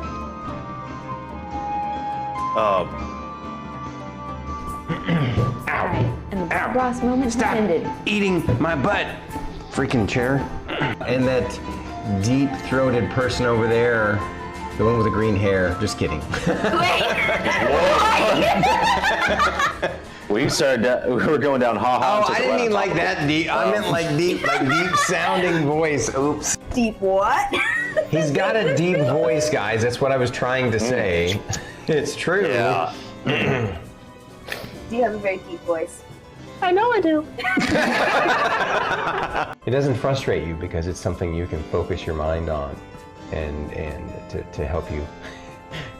I'm going to use the P word, to help you process what you went through. Are you clipping it? Everyone, get some rest. We'll discuss this later, after I've had some time to think. It's And a lot process. to process. Everything. Got 3 good clips so far. I'm processing the rest. What a dick! You snuck it in there. You got me to say it. Looks like you have a question, Fern. Is it the same color, the same blue glow? Yes. No, I think if you scroll over their picture on Discord. Oh, it's only over your own picture. You see it on. Oh, okay. Yeah.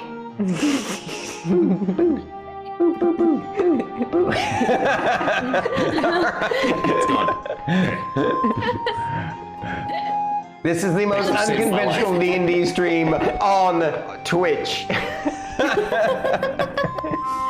The mouse. How to distract the streamers? Mouse. Oh, he's like my perfect kind of weird. Montage to entertain you. It's gonna be a montage. Someone clip that. Ooh, that's clever. Man, high five me. Do it like. Which Wait, am I going right? Yeah, that one.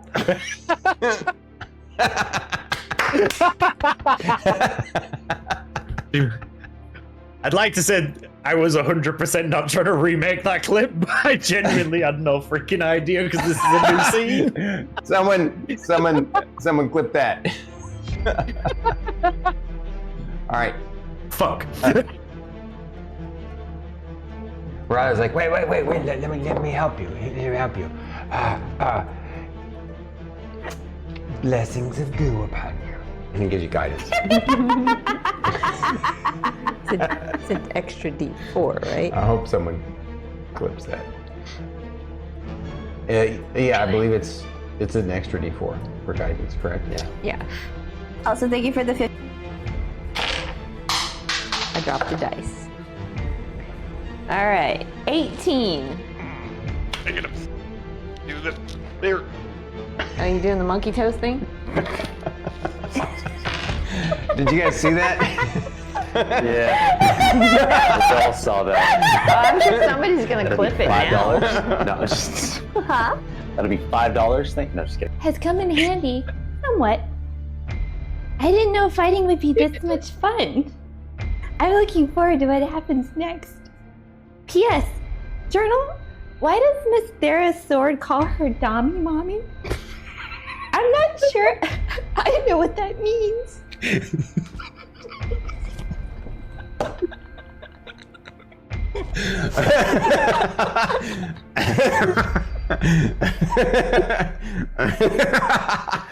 Oh, I'm so glad I muted. I knew I had to myself. I broke everybody, including me. Every week. Oh my god. Thank you. Oh man. Athletics check to keep from being pushed back by the momentum of a 40-pound, sack of gnome being thrown at you. Sack of gnome. At least you didn't say the gnome sack. Gnome sack. Oh, that's funny because that's what I was about to say. Someone yeah. don't clip that. Alright, and the Bob Ross moment has ended. Eating my butt. Hi guys, we're back again. Thank you for letting us have a little intermission. There was almost a double intermission, but Hi, Beboggin. I'd be bogging. I needed the snackings. No, Yeah. they're actually back. Yes. We're gonna calm down. Hi again, Bees of Bifrost. Thank you for the raid. Mm-hmm. Welcome in. Lord Beast of Bifrost. Should get you a shout out. Same thing with Lady Magdala too. Yeah. Lady M. Yeah, Yota, Lady M. Beastie, Beboggin, Adeptus, Naughty Pirate. But Boggin's streaming now? No, BT's No, just I saying was just hello. saying hi to everyone. Okay. Rusty. Rusty dropped by too? Yep. Storky, OG. Oh, Yoten got his own walk on, so. I'm Do the shouting out again. walk-ons happen in the D&T chat? Yeah, because mine walk-ons aren't like audio. Your walk-on didn't work? You have an auto walk-on. You're not using Firebot on. Oh, right, I don't have Firebot on this computer. I forgot about it. So I was like, are you sure? Yeah. I forgot. It's upstairs. I have the Firebot set up, and I need to set it up for down here too.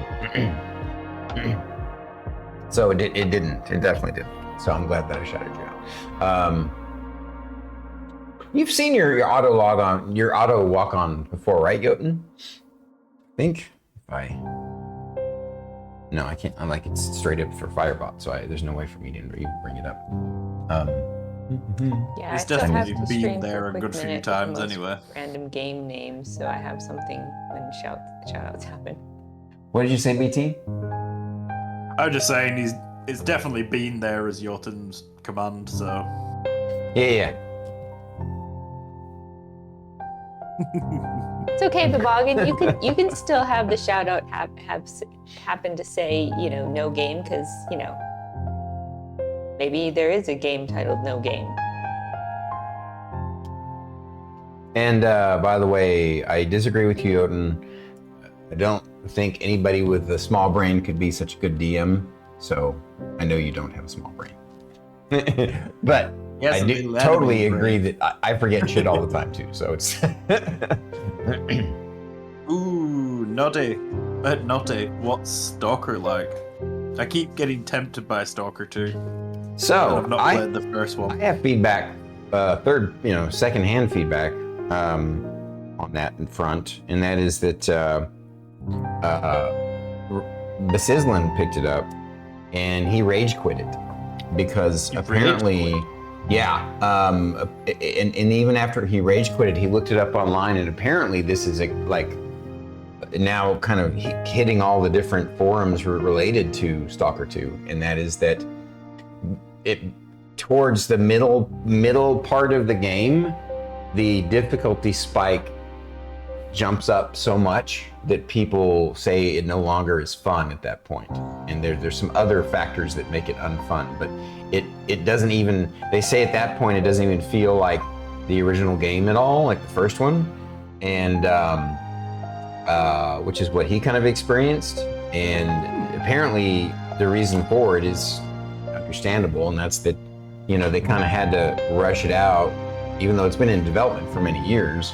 But you know, with all the stuff going on over there, you know, it's a Ukrainian-based game, so like they couldn't quite get the combat balance down for certain kinds of enemies and anomalies and stuff. And so, I don't know.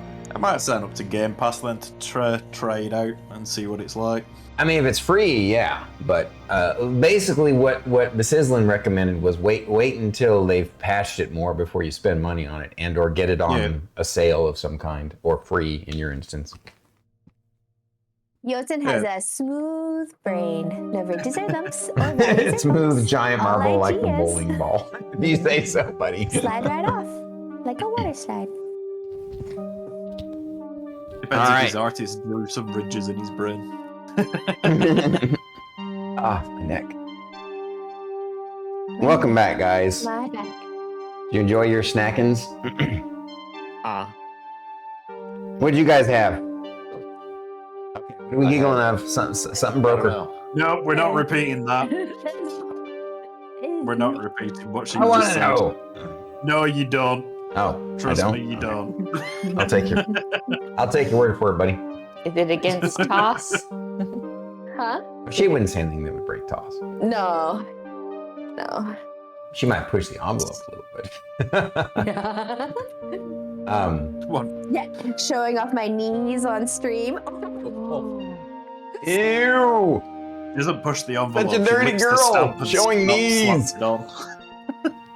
Get them damn ankles out of my eyes.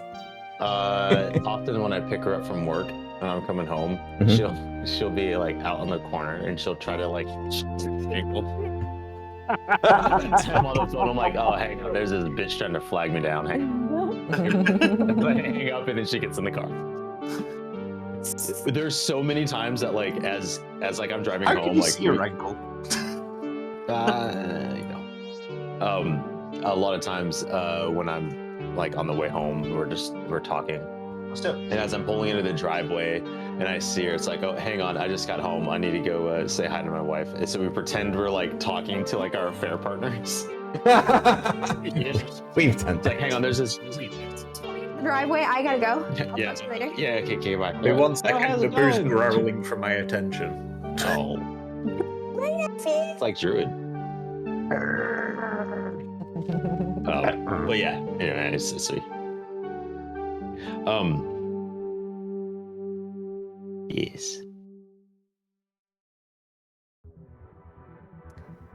Jotun said I he lost ate the 2 game. Whoppers and chugged a can of root beer.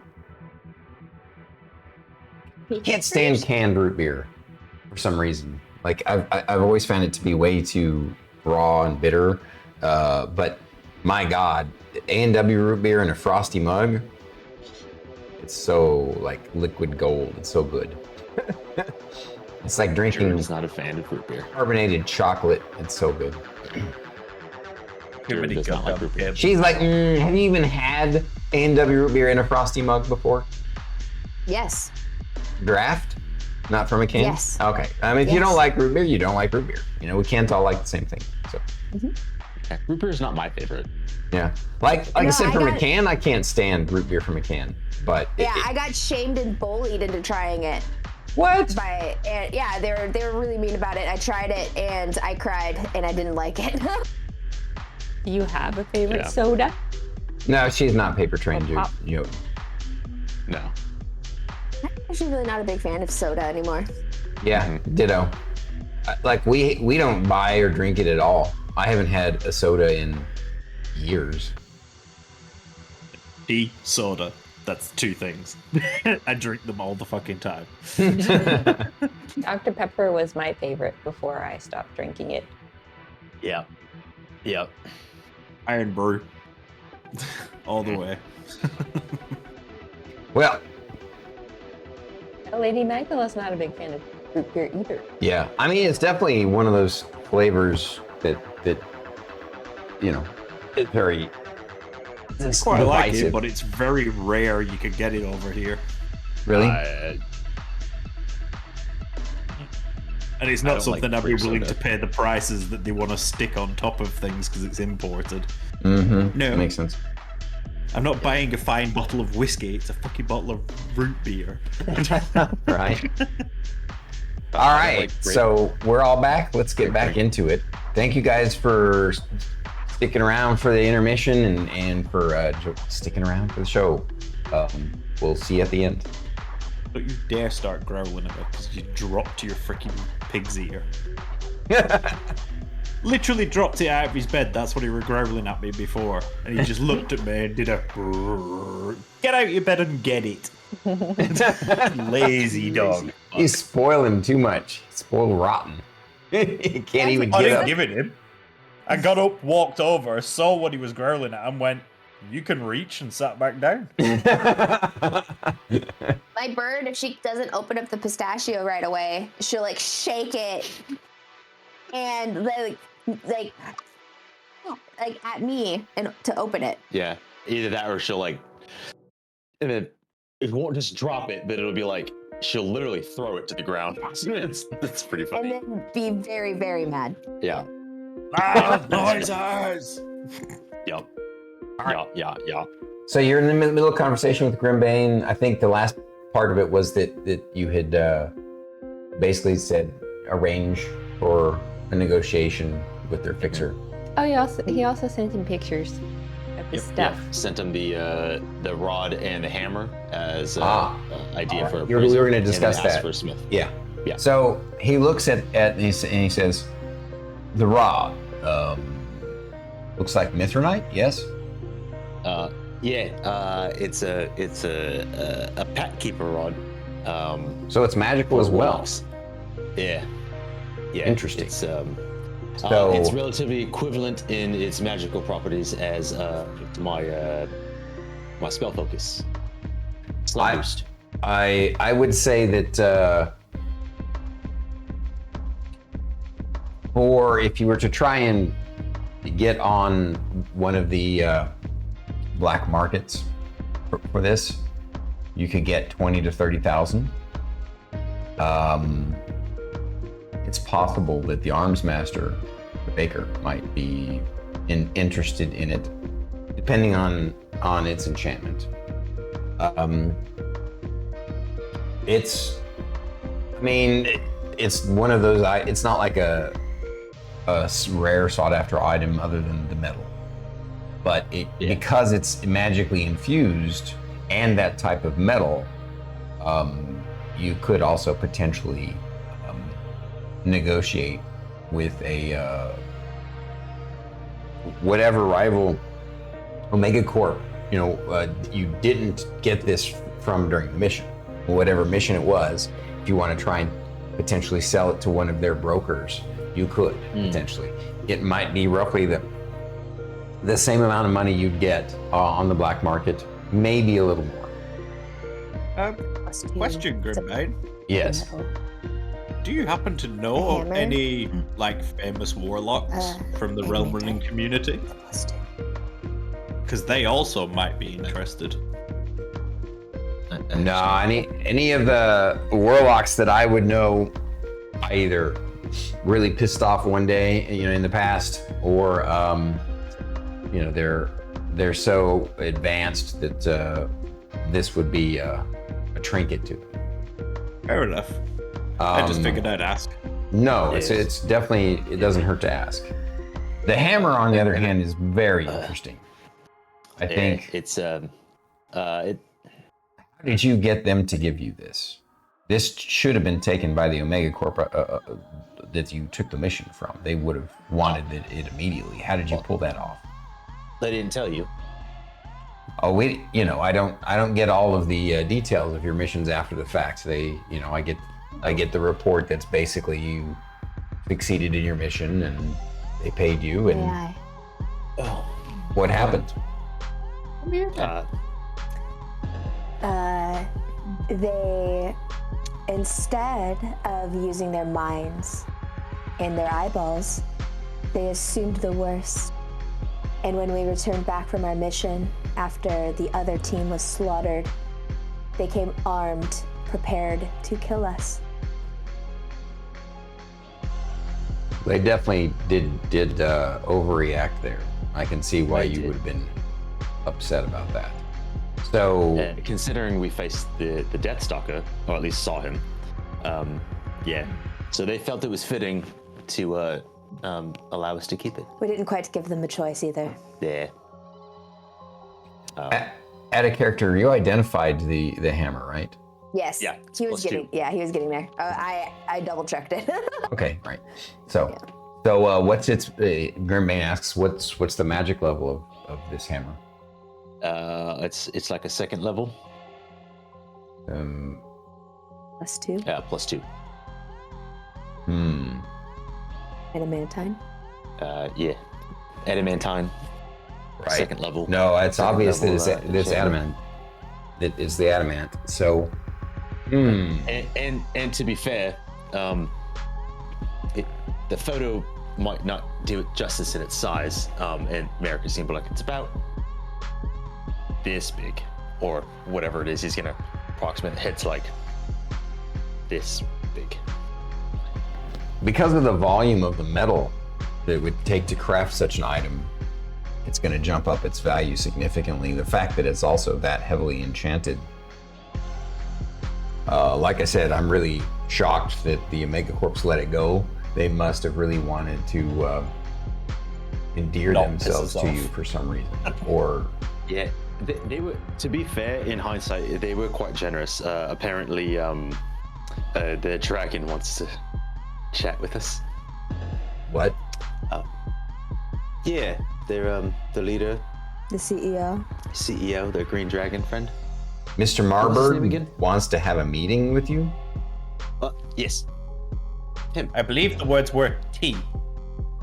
Yes. Agree. T. Well, my advice to you is definitely take that meeting and be careful with your words. But the fact that you got that meeting it's a very big deal. So even if he's going to probably try and hard sell you on joining the Fruitsu Corporation. If that's what you choose to do, I would totally respect and understand that, because he's going to make you a very lucrative offer, I'm sure. But even at the very least, if you decide to decline it, if you impress him, you can at least have him as a potential contact. So, and there really isn't any better contact. It's very rare that a Realm Runner gets to have an actual one-on-one meeting with one of the kings, as it were. Yeah. We already told them to put us on the do not ask us again to join you list. Yeah. Well, he's going Anyway. to. My advice is to just accept that that's part of the reason he wants to meet with you. And if you decide to decline, be very diplomatic about it.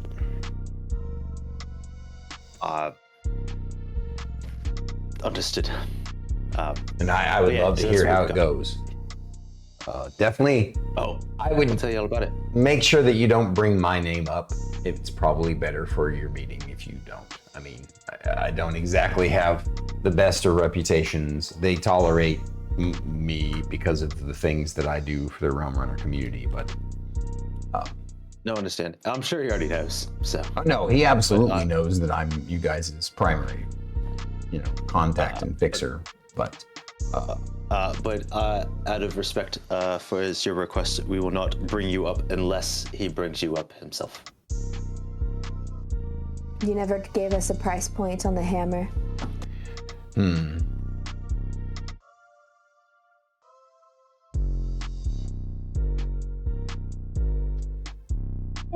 I think that thing is very rare.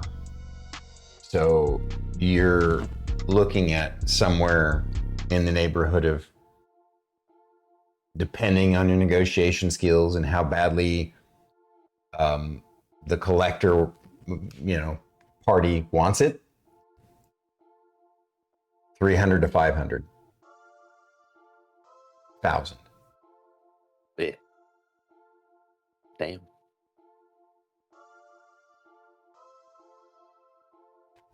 It's currently just sitting on our wall. Her wall, technically. My wall. I'm sure the arms master would be very intrigued to look at that. I bet he is. You may not necessarily get the best monetary deal from him, but I it will imagine open we'll up get doors, if you know what I mean. Absolutely. Yes. But that'll be a conversation for another day.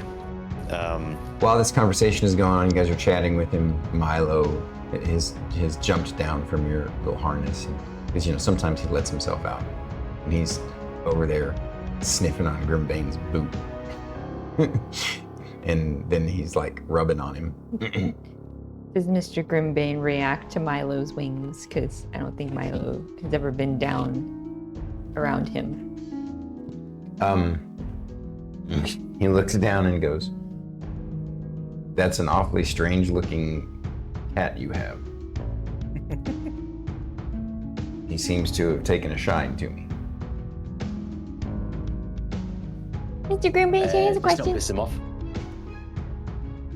Yeah. So you said you get reports from the Omega Corps after our missions. How exactly detailed are these reports? Not very. Oh. As I explained, they're basic summation that you succeeded in your mission and how much you were paid. Okay. If there were complications, sometimes that's in the report. Mostly I get the details from you all when you want to share them.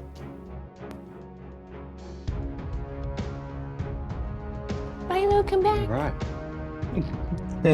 Milo comes back to you. He comes bounding back to you, and then as he jumps, his wings lift him even more into your arms. Please don't share anything about Milo.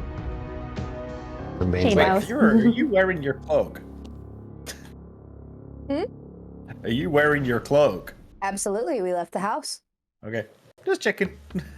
yeah, so, Because we're still in the same building. yeah, I mean, sometimes Milo's mischievous. He lets himself down. Grimbane's He's learning. He's like, what would I have to share about your cat? That it has lizard wings? Yes. I've seen stranger cats. Oh, you have? Yeah. I think she needs names, dates, and places. If it isn't clear to you by now, in my line of work,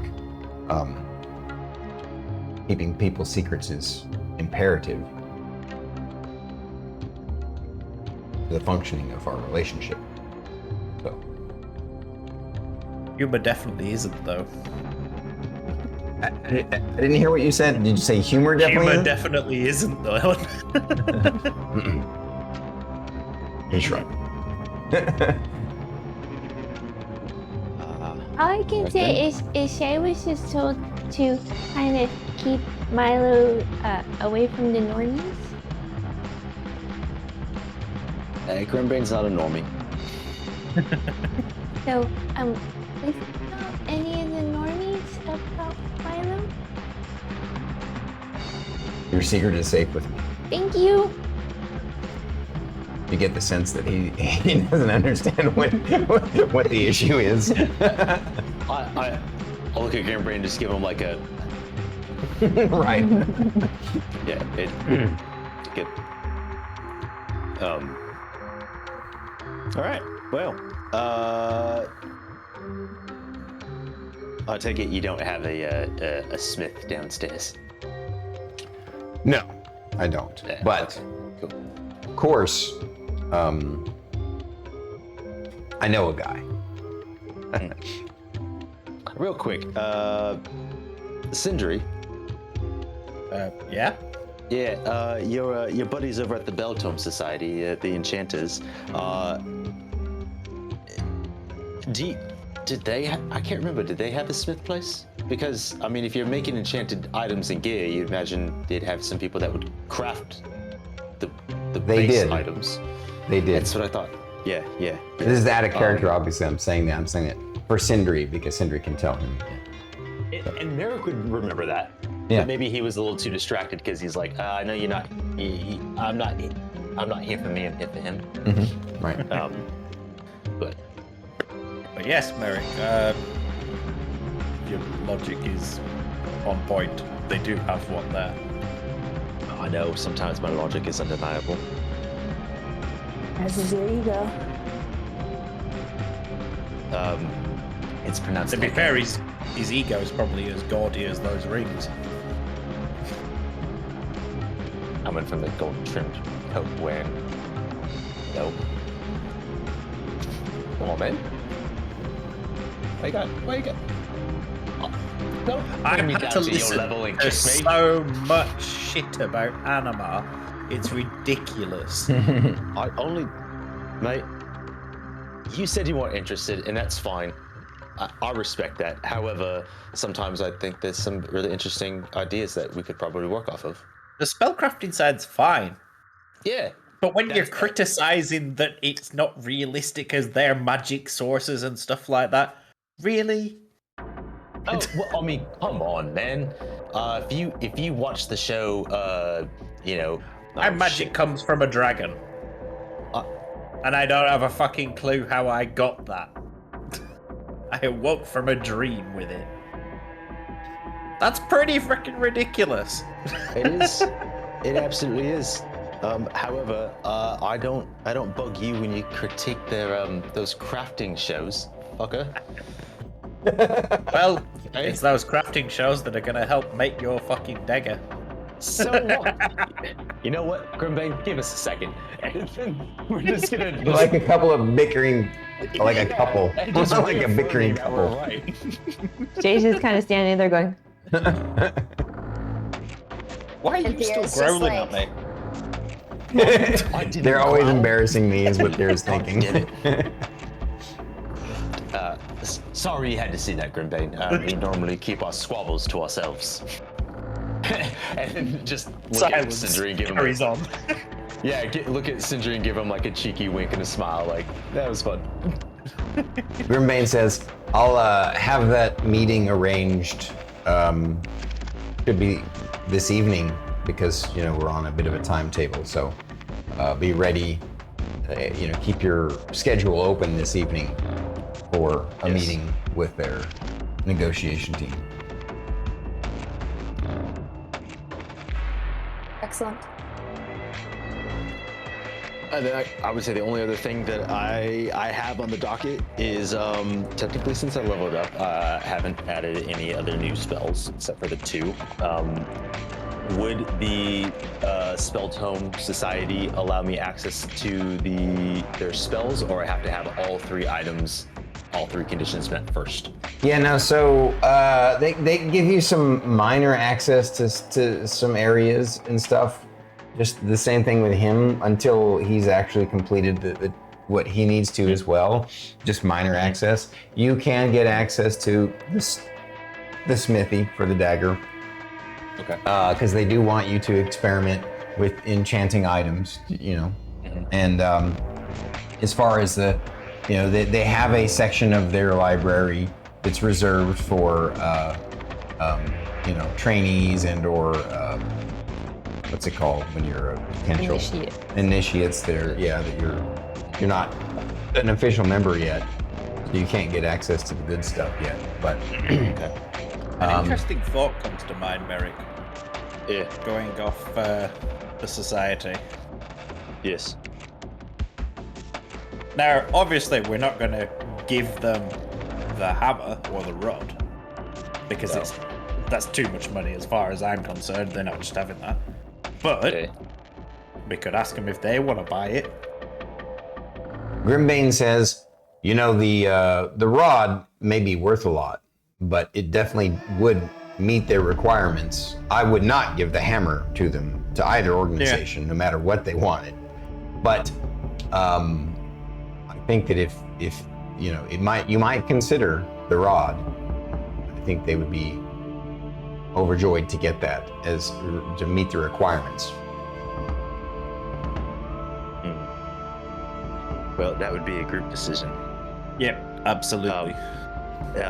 I personally am unbothered by it, considering it gives us more flexibility for things. Because don't get me wrong, even though I'm not the one learning how to enchant, I think I have some ideas for you, Shae, that I think Sindri will be equally on board. And I've still got to make. Oh, I'm not going to say that one yet, actually.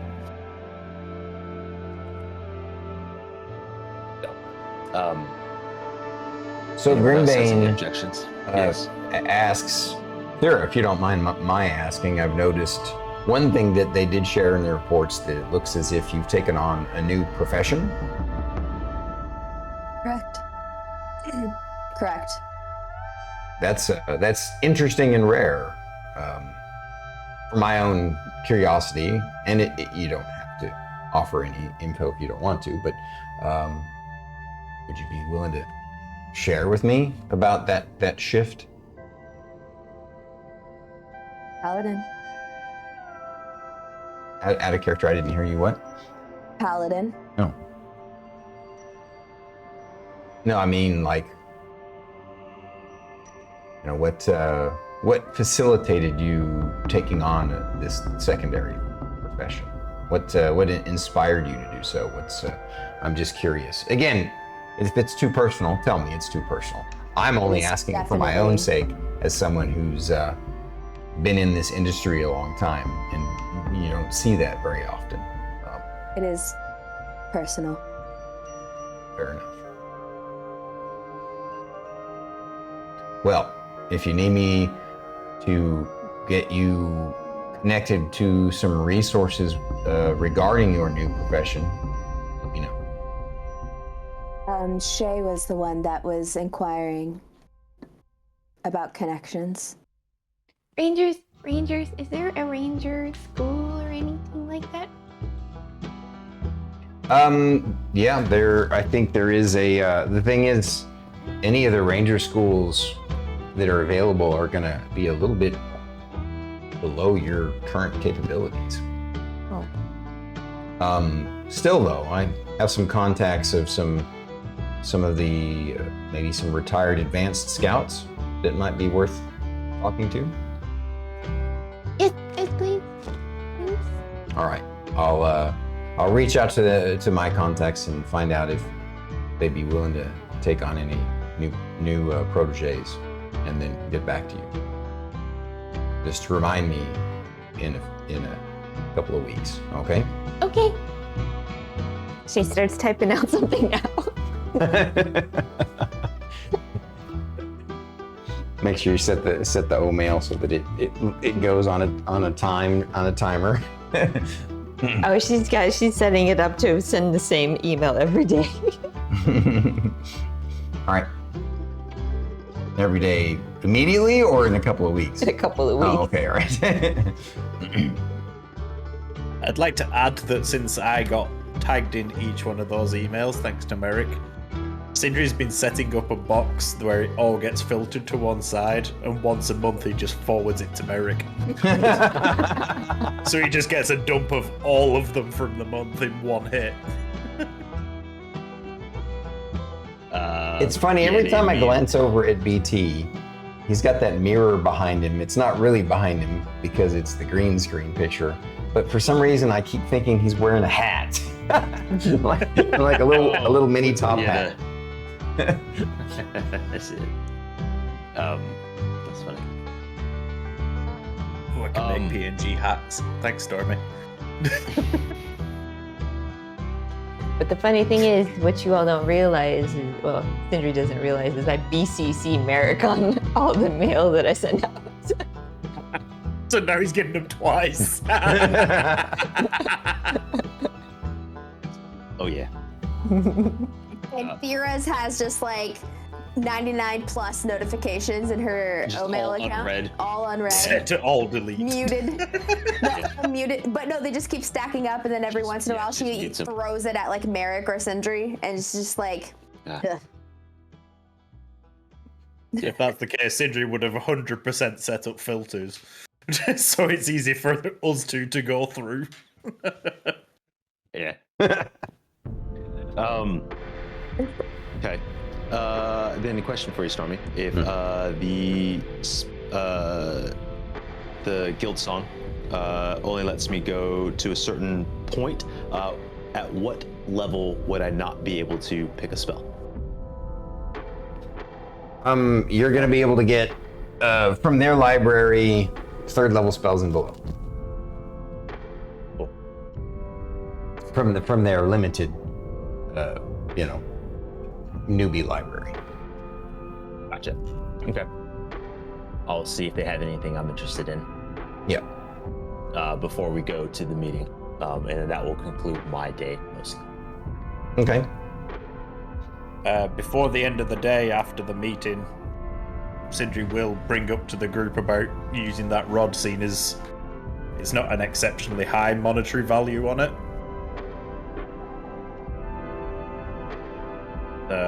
When we're back in the room, I presume. So you want to do that after or before the meeting in the evening? Probably just do it, depending how long we've got between the meeting with Grimbane and... Oh, there's a few hours. It's not until evening time, so... So yeah, definitely after the meeting with Grimbane then. All right, While so you it's bring it fresh to in the his group. mind before he forgets.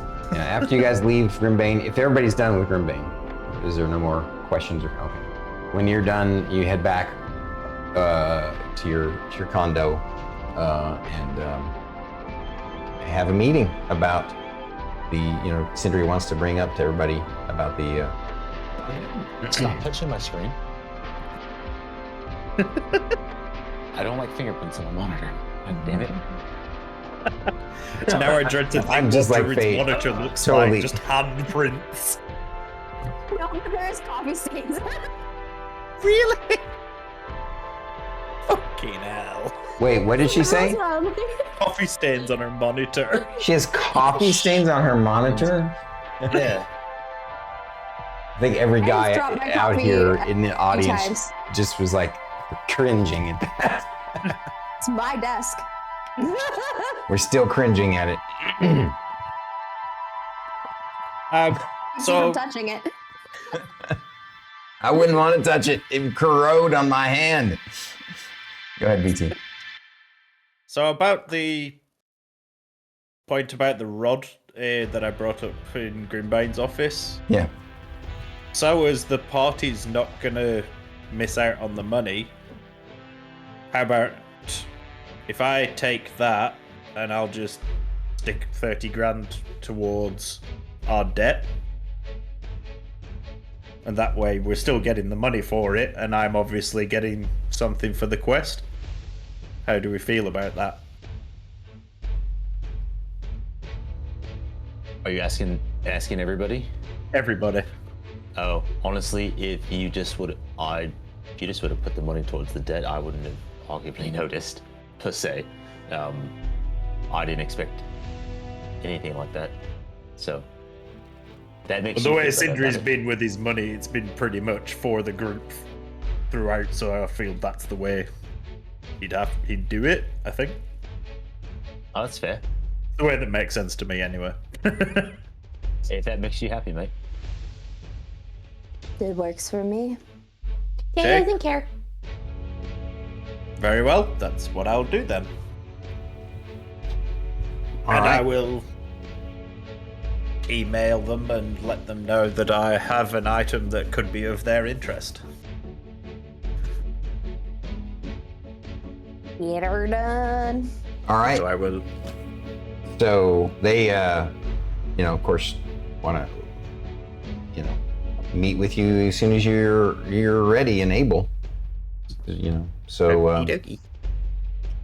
But obviously that would have to be probably the next day. Anything else before the you guys have your negotiation meeting with the? I believe it's Micro Augerplex Corporation. Yes. Isn't that the... No.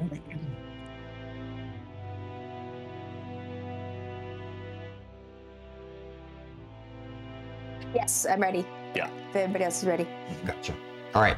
So you guys end up after dinner, going over to meet with the Microargoplex Corporation. So they arranged to have you driven out in one of their limos to their remote office in the city, because their main office is in a different city. But you know, they use their own teleportation network to get here and to meet with you guys. You're surprised because you know, the different corporation you've dealt with Microargoplex, I think once before, but not like, you know, just sort of one of your first times, and it wasn't like anything new. But this time you're meeting with one of their representatives to negotiate the contract, and to see if you can negotiate to get get both contracts. And so you're there with one of their execs of some kind, and they're not what you expect. When you go into the meeting room, at first you look around. I mean, you're taken to a conference room. As you go into the office building and you make your way to that floor, you're greeted by, you know, your typical kind of looking representative, like a lady, just a human lady, like a front desk person, and she personally takes you back to the conference room as you go in and tells you it's that conference room, and then she goes back to her desk. You guys go in the conference room, and you think you have the wrong one, because there's two bodyguards in the back part of the room who look like kind of you know, a couple of different. There's like a half orc and a human, and they're just big and muscly and wearing muscle shirts, and the guy at in the seat is kind of he's got a scraggly beard and nerdy glasses, and he's wearing flip-flops and shorts and a kind of a Hawaiian looking t-shirt, and he's got his feet propped up looking at his tablet. And definitely not like the other corpse, more kind of relaxed tech bro, you know, super nerd genius kind of guy. And he says, "Oh, hello, welcome. I understand you all are the Realm Runners, and we're going to have a meeting to decide what sort of contracts you guys want to work out. According to your fixer, Grimbane, oh man, he's a spooky fella. I've never met him, but I've heard stories. At any rate, he does good work for you know, the Realm Runners out there in the world, especially all the retirees and stuff. But at any rate, which I think here it says you all want to see if you can potentially get 2 missions, which is a really rare kind of thing. So have a seat, you guys, and convince me that you're the right ones for this job."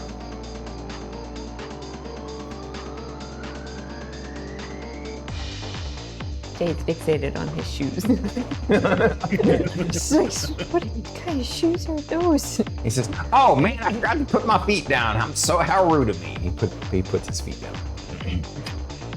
As he does that, as Thyra went to put her feet up, and then she puts hers down as well.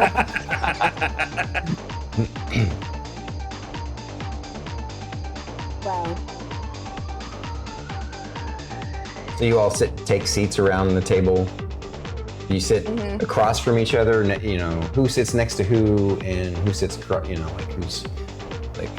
If he's like at the end of the table, Thyra goes to like the corner closest. Like if The left one or the right one next to him? so, room, table, Yeah, dudes here. yeah. She would go like right here. So she go to the right side. Yeah, but where she could also still see the door, Yeah. Okay. so she could see him and the door. Merrik will sit at the other head of the table. Just across from him. Okay. Where does Sindri and Shae go? Shae goes to sit next to Miss Thyra, but I have as she's 2 walking over, she's like, "Mister, do you have a name?" Of course I have a name, little lady. Thank you for asking. I really appreciate you. He says, Cheers. my name is Bill. Hello, Mr. Bill. My name is Shae. This is Milo. Oh, what a She cute, takes it. what a cute kitty. She takes a seat. She's petting Milo. He points at. So you there, buddy? Can you go get some refreshments for these folks, and make sure you get some treats for the cat as well. And is there any treats you'd like for your owl Echo? I look at Echo and be like, "You want anything special?" And you kind of get the sense that you've gotten him some a certain kind of treat before that he really liked that reminds him of like a, you know, sort of like a cookie, a little mini cookie. And yeah. I remember this. Yes, the ones that you absolutely devoured. Didn't even save any of them for later. Oh, yes, we'll that we get got some more from of the mall. those. yeah, they're called. You remember the name of them is the Bibbles and Kips.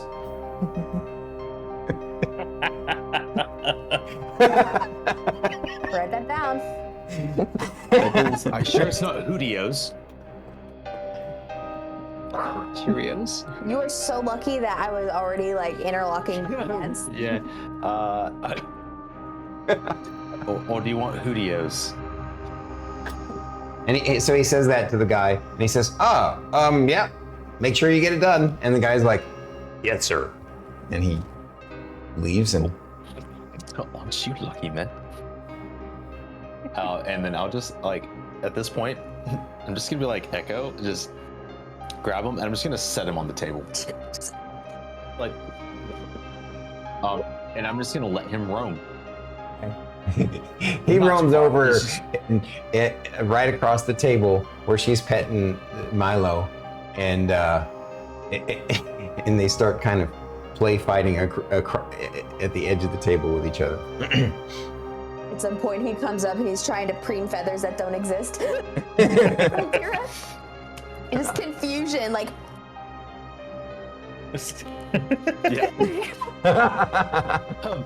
Is that something your bird does? Is that why you said that? Oh yeah, she'll actually, like, she has tried to preen my eyelashes before. It's so cute. She has preened my beard before. Wow. And my ear. And she That one's does weird. none of that with me. Yeah. None of it. Yeah, it's very terrifying sometimes because I'm like, at any point, because I know you don't like hair, my eyelid could get ripped off. So I'm just always afraid. And she just grabs like a full of his beard and then it just gets all close to his eyeball. It's so funny. It is so funny. Anyway, we're not talking about our actual bird and her interests. The thing is, we base we base the majority of Echo shenanigans off of her, and I live for it. So anyway, so while he's getting our refreshments, he says, I think you obviously are qualified as Emerald Runners for either one of these missions. So please convince me why it is that we should take this away from another capable Realm Runner team so that you all can have both of them. May I ask a question? Of course. Yeah. So actually, I wouldn't say of course. He'd say, you betcha. All right, bud. Out of curiosity, why is it that runners typically, or why is it rare that you get two? I asked because there is no real aggressive timeline on the rummaging the tomb. So if it is first come first serve, why not? This is our first opportunity to actually negotiate too, so I'm curious as to know what the traditional etiquette is in that sense. Why wouldn't you allow a group that you negotiate with to take two of your missions? Well, it's not often that this kind of situation comes up, that you actually have two missions from the same corporation and one with practically no timetable. So it's obviously a good intuition that you all made note of that. So that's one thing in your favor. I'll give you that. He says, as far as taking double or triple missions, it's rare for freelancers to get that opportunity, but it's also just rare in general for any of the teams who are not the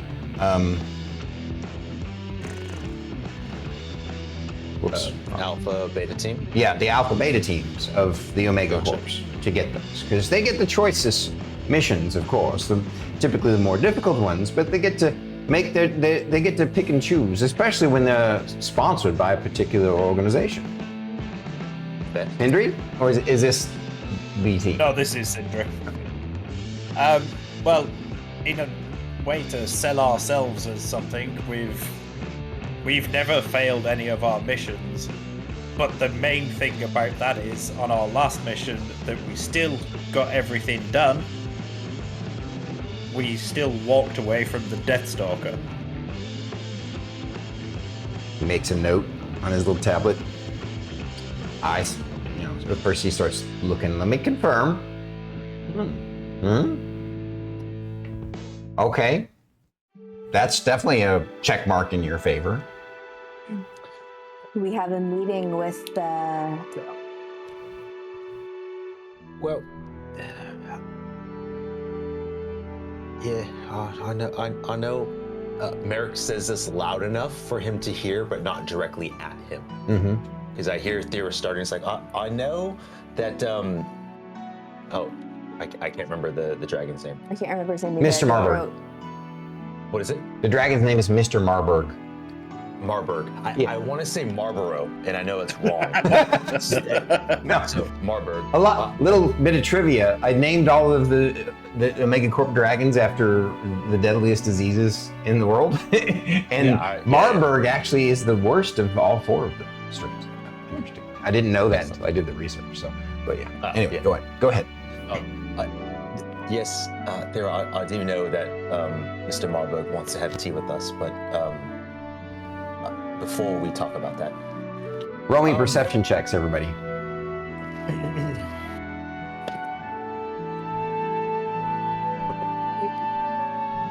17. 20. 25. BT only just got his dice out. 15. All right, everybody got a 20 or above. Noticed his eyebrow his left eyebrow flare up and a little minor twitch on his eye that seemed to be an emotional response to you mentioning that you have a meeting with Mr. Marburg. Only the two of you noticed that.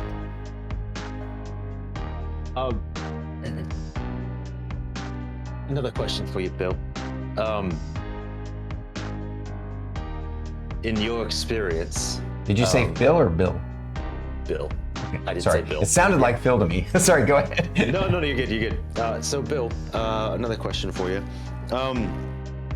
In the context of selling ourselves, it's actually kind of a two-parter. Has anyone else contacted you about trying to take both of them? Well, Mr. Grimbane was the one who has friends here in our organization and saw the missions getting ready to go up on the board and contacted us to say that he would like us to consider you all for it. And so that's why we're here talking today, on top of the fact that you're going to try and convince me that we should give you both of them. Oh, that's fair. I was just curious to know when was the last time you saw freelancers this hungry? Oh, really? If no one else has tried to reach out to you, then no one seems to particularly care as much. Well, I see your point, except that the missions haven't even gone up on the board yet.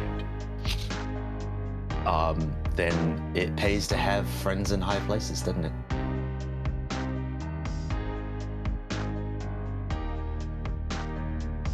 You see him make a note. You don't know what he makes. As he's making a note, Shae goes, Mr. Merrik, if you're hungry, I have snacks. About this time, the guy comes back, literally, obviously, in that time frame, which is not very long. And he literally has everything that was asked for, including the bibbles and kips. Bibbles and kips. For both. And he brought enough that the bird can have them, and so can mine. He brings everybody basically just some. Yeah, he and a waitress kind of lady, a caterer looking lady, has a cart, and they basically, you know, he hands the stuff. He hands the specialty items, and he indicates that the lady with the cart is going to bring refreshments and what you basically ask for, kind of what you want if they have it, and then but he also brings a special drink over for. You know, even though he didn't say anything to him, this guy obviously knows what Bill wants and brings it and sets it down for him. It's like a weird fizzy drink with strange colors. Thank you. And so the lady comes by to get your drink orders. And he says, please, before we continue the negotiations, let's let her do her job and thank her profusely, and then we'll continue after she leaves. She comes by, and basically, you know, if there's it's kind of like one of those carts you see on an airplane, you know, she's got pretty much almost anything that you want, from ginger ale to, you know, alcohol to whatever. Water. You want? She says, do you want fizzy water or plain water? Just regular water. Ice or no ice? No ice. Becca's a little shocked at that. I don't like the feeling of ice on my teeth. That's fair. I know it's usually pretty warm. I thought that here, was so I you, figured not your might character. It's canon now. Both. Just play. Which is funny because she tends to get ice in her water and I don't. Yeah. Oh, really? But I drink with the straw and you don't. Yeah. Interesting. Yeah. Gotcha. All right. So, anywho. I'll have an iced black coffee. She says, okay. Shae asks for tea. She says, we have several varieties. Do you have a preference? Do you have booba tea? Yes. I can make you a booba tea. I can make you a boba tea. I only have a couple of flavors. We have a vanilla and a vanilla chai and a mango. I know that that's your two flavors that she likes in real life, so she'd have a hard time choosing between them. I saw the iced black coffee was for Druid because I like to have creamer in my coffee. Seems like the kind of guy to drink black coffee. For the most part. Yes. Occasionally some extremely fancy one. Shae asks for the mango flavor. Okay. And she says, and the handsome little man there? Do you have any steel tea? Otherwise known as I am brew in real life. Yeah. She says, I think I do have some down here for that. Thank you very much. So she quickly makes all you guys' drinks and leaves some biscuits, or as we would call them, cookies, and heads out. Before she heads out, excuse me, ma'am. I'm sorry. Do you have any milk for Milo? Oh, yes, of course. And she comes around with a little saucer of milk. Milo immediately steps on it. No, because they're wrestling around. Oh, she puts it on the floor behind Shae. That's why it gets stepped on. It's big meaty paws. Not directly behind her, but off by the Giant wall. fucking paws. Yeah. No, Shae would be working with Milo to not make that big of a mess. All right. So, all right, you guys got your refreshments and you're back to... And thank her multiple times. Yep, every time she passes, thank you. Yep. So she leaves, and now you're back to... He says, this is quite good. They always take good care of us here. Do you all enjoy? Do you enjoy are you enjoying what you have? your refreshments. She's just Oh, that's sipping on her fantastic. tea. It's far better than the Galaxy Dollar place. Starbucks, Galaxy Dollar. Yeah, that was a bad one. Yeah.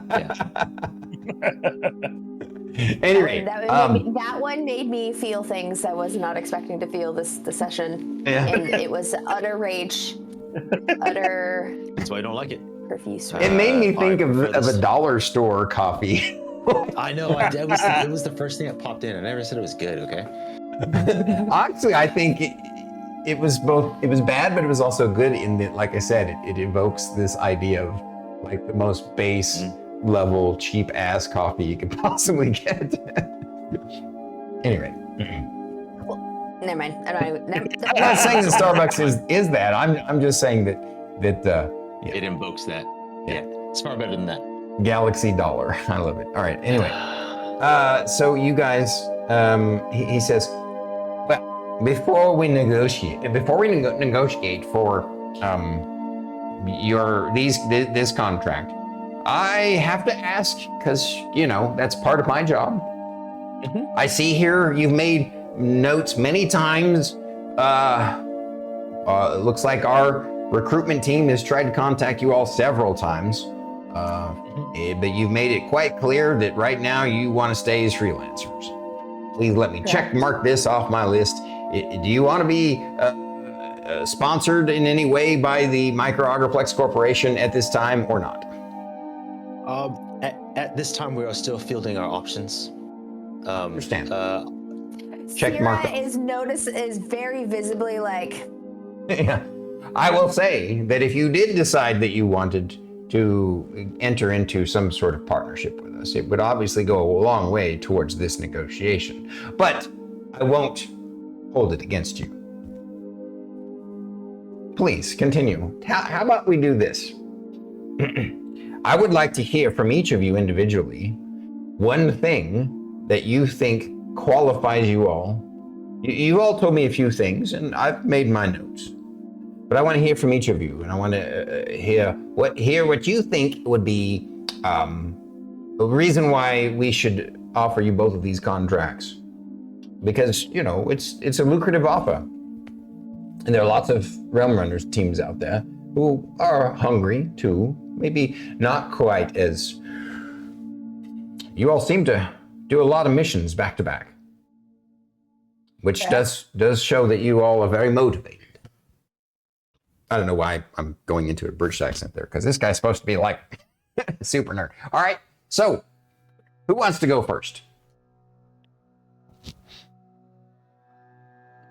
Tell you what, I'll pick Shae.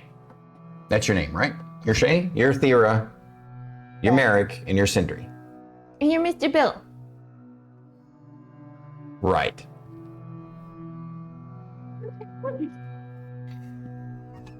Man. Oh, so funny. You just watched him be like, yeah. Yes. Just got deflated a little bit.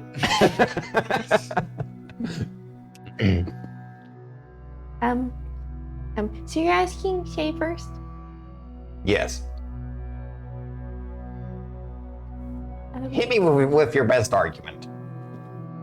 Shae would not want to hit you, but because you're really nice and everything. So Shae will try and use her words properly.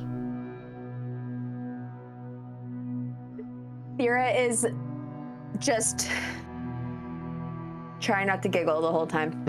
Continue. Just like you, Druid, are trying not to giggle the whole time. Fair enough. So if Shae has any type of convincing to say, our team has very specialized skills. Well, I'm sure all Realm Runner teams have very specialized skills now that I think about it. But we work very, very well together, and we understand each other very, very well, and So, is your argument then that your teamwork is on par with the best of the best, and that's why we should give you this opportunity? Yes. Very good. Sindri. Oh, by the way, I want you to roll me a, what is it called? What is it, persuasion in this? Yeah. Yeah, roll me a persuasion. 17. Okay. You're just so cute and charming. Sindri. Well, I've already made one of the main points, and it just falls down to: do you have any other teams that are as reliable as our record speaks?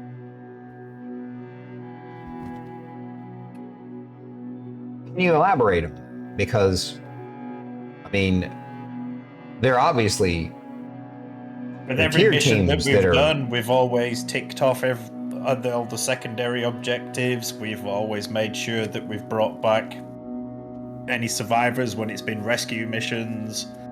We've settled disputes. We've always gone above and beyond for every mission. We got tasked to go find out what problem was at a certain village. Obviously, I won't divulge details because secrecy and all that lot. But we didn't just find out what went wrong. We resolved the issue and made sure supply lines were back in place. So that's what you get when we're taking a job for you. 100% commitment, and we'll make sure everything is the way it should be. Roll me a persuasion check. Fuck me. Did you roll shitty? Yes, I did. Since this is a 13. pseudo sorry, what? 13. I rolled a 4. You rolled a 4 and you got a 13 while rolling a 4? I've got a +9. I'm gonna let you, persuasion. because of you made a really interesting argument. I'm gonna let you roll at advantage. So roll me another d20. One more time. One more time. That's 23. He nods and makes some notes. Thank you for the follow, Goblin Books. Got a 14 that time. Goblin Books. Subscribe. Just now followed? No, just Goblin Books. subscribe. I thought you were already a follower. Oh, she subscribed. Okay, I was saying she was already a follower. Thank you. Arigatou gozaimasu. Oh my God, I don't know what to say. Thank you. So, where were we? Oh, so he then turns to Merrik. You've made some. He's like, you've made some convincing arguments so far. Let's hear your final pitch.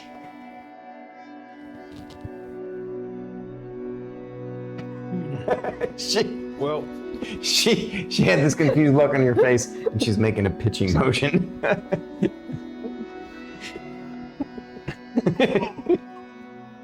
saw that in the sports ball. When we went to the sushi place. Yeah. I mean, I will say though the majority of my arguments or my my reasonings have been mentioned. Likewise, have been further reiterated by my fellow team. However, I do think that the track record that we've had and the amount of buzz that has been going around in the talk of the town in some way may warrant an opportunity. Go on. Are you not curious to see what we can do? We have yet to fail, as has been previously mentioned. I know failure is a possibility in all cases. However, let us show you what we can do with the proper challenge. Back-to-back missions would be a proper challenge. Not to mention, though I do not want to speak entirely for my entire team, but if you want to recruit us, what better way to give us the opportunity to say yes? Roll me your persuasion. Deception. I'm kidding. I will say, I'm just going to say, above table, there was no deception. I said the opportunity does not guarantee a yes. I agree. Thyra's shaking her head like, ugh, God. You said persuasion, right? Yeah. Yeah. Hey, monkey. 22, but it was a natural 20. And I know it doesn't count as crits, but roll that. You only have a +2 on, yeah, that's right, because it's Persuasion? Yeah, it's charisma. It's your charisma base, and you don't have a, yeah. Wow, 22, okay. He nods. Thyra?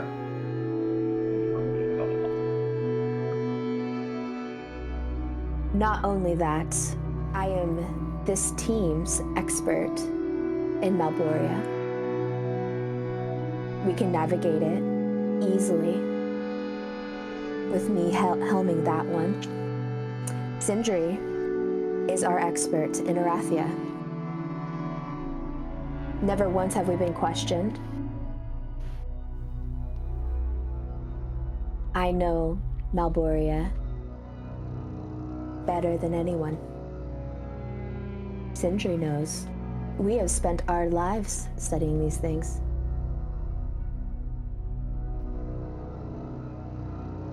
He says, as he looks up your records and stuff, I can confirm exactly what you said.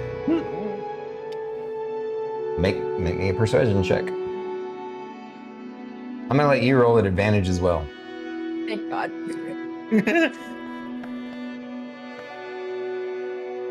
I knew that Fate didn't need advantage because he's always rolling so good. 19. 19 total? Yeah, okay. Total. I can say I've ordered some more dice, so hopefully they will be a bit better for me. So he says, all right, final question. Yeah. If we were to offer you both of these opportunities, what order would you want to do them in?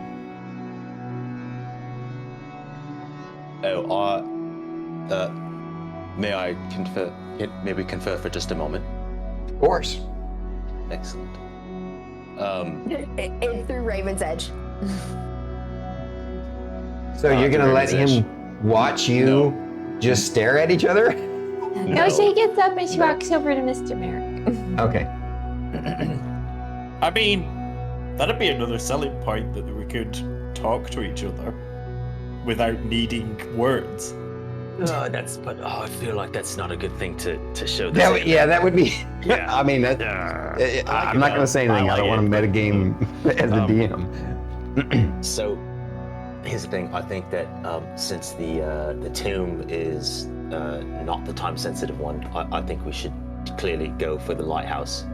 I was under the impression we were going to go for the lighthouse first, and then I the tomb feel second. I feel like that makes the most sense Well, because that tomb's not.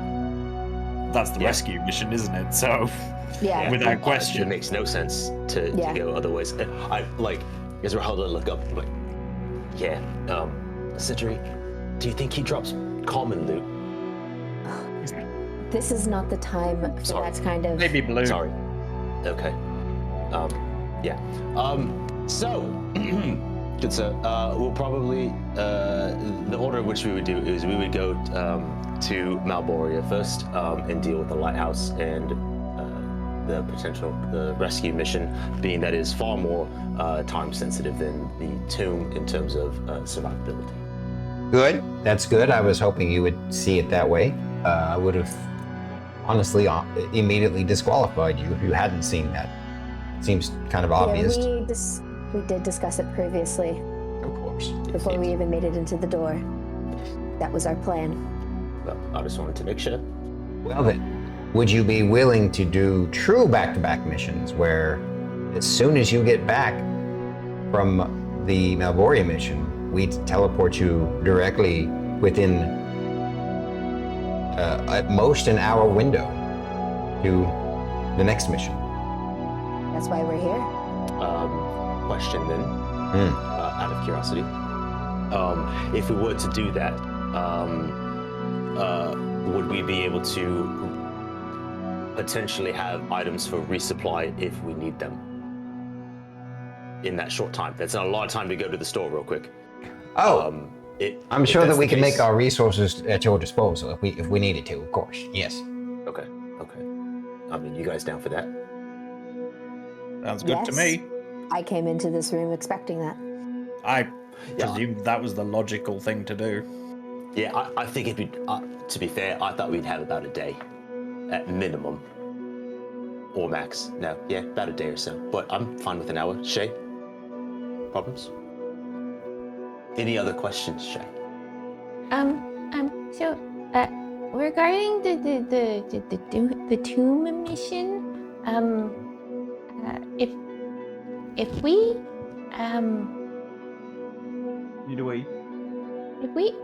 created a map, would that be helpful? He says, you all have that as part of your skill set? He starts looking through his tablet furiously. Yeah, just curious if a map would if your organization would like a map made of the tomb. I'm sure a bonus would definitely be added for such an endeavor if you have that skill set. I won't say it's the exact skill set, but as a smith, I'm used to drawing up diagrams and such. We did map out the coast on Malboria last time we were there. It wasn't perfect, but it was enough to get the job done. More than likely, I probably will be tracking our movements through that thing because my memory is pretty decent, and if it's kind of maze-like, which tombs could be, I don't want to get lost. So, we need to keep him extra occupied. Yes, this coffee is really good. Yes, I've noticed. Merrik's a little strung up. Yeah, he says, the more annoyed that she gets at Merrik, the like she's like leaning back in her chair, you know, she's like goes to like put her leg up on the table and like has to put it back down. He's like, all right, well, looks like I have everything that I want from you all. I need to confer with some higher ups on this. If you'll give me a few moments, I'm going to leave the room and do that. Was there anything else that you wanted to add before I go make that conference and make the final decision? We're ready to leave whenever you tell us. Oh, really? So you be willing to go tomorrow if need be? Yeah. Can't see a problem with that. Don't think we would need that quick of a time frame, but definitely by the weekend for sure. We need to get on the investigation of this VIP. So yeah. All right then. Give me just a few moments. I'll be right back. I'm gonna leave my friends Seymour and Willie with you all. I'll be right back. And he leaves the room.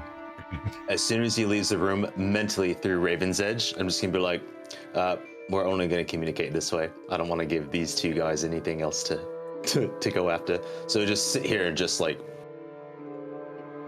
Shae's gonna speak up and go, who is Seymour? Who is Mr. Seymour and who is Mr. Willie? So one guy says, I'm Seymour, and the other guy says, I'm Willie. Nice to meet you both. Hey guys. She just starts going into questions. Now, what are you gonna do for the corporation?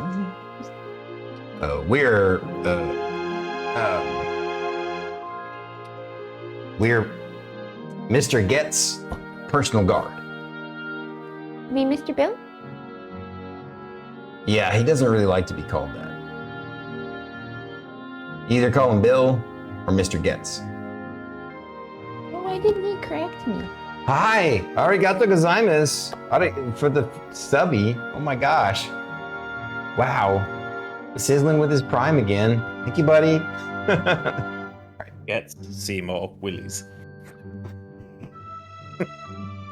I knew you would get it, BT. Of course I did.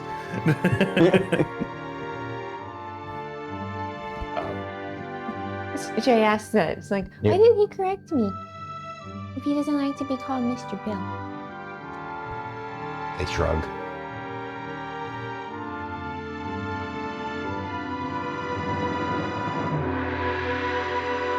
So are you guys like his assistants? We're his personal assistants and guard, yes. The Raven says, Shae, see if you can get that context. Sindri, I bet you gold she gets it. I'm not taking that bet. All right. I'm pretty sure she will. No, fuck it. 20 credits. So, are you betting that she won't get it, and Merrick's betting that she will? I'm saying she'll get them. I'm just saying she won't, just for the hell of it, and a little bit of fun while we're waiting. Shae asks us like, can I approach you two? They kind of look at each other. What do you mean by approach, ma'am? I just want to get a better look at your faces. I can't hear you, StarKitty. Huh? You pulled a me? Yeah, you might have peeked. Yeah. Shae's like, I just want to get a better look at your faces. They say, as long as you keep personal distance, ma'am, that would be fine. Okay. She gets up and she walks over. She's like good 5 feet away. The guy's looking at you, looking at him, and looks at the other guy, and the other guy looks at him. And the one guy over there, you know, like I said, one's a big burly half orc, and the other's just a big burly, kind of bearded, bald-headed dude. And one guy says, just to make it clear, ma'am, we're together, like a couple. So. Oh, I'm sorry. So Shae grew up in the boonies, and where she's from. There's not very many people that don't have hair. So Shae was just really curious. Is it shiny?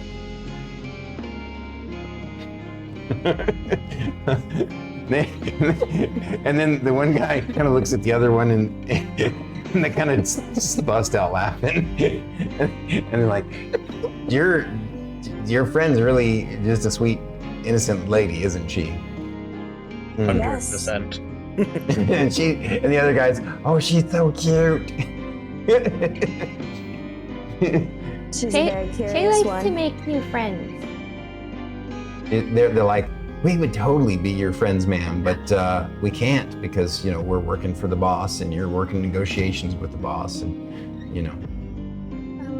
Well, can we be friends outside of work?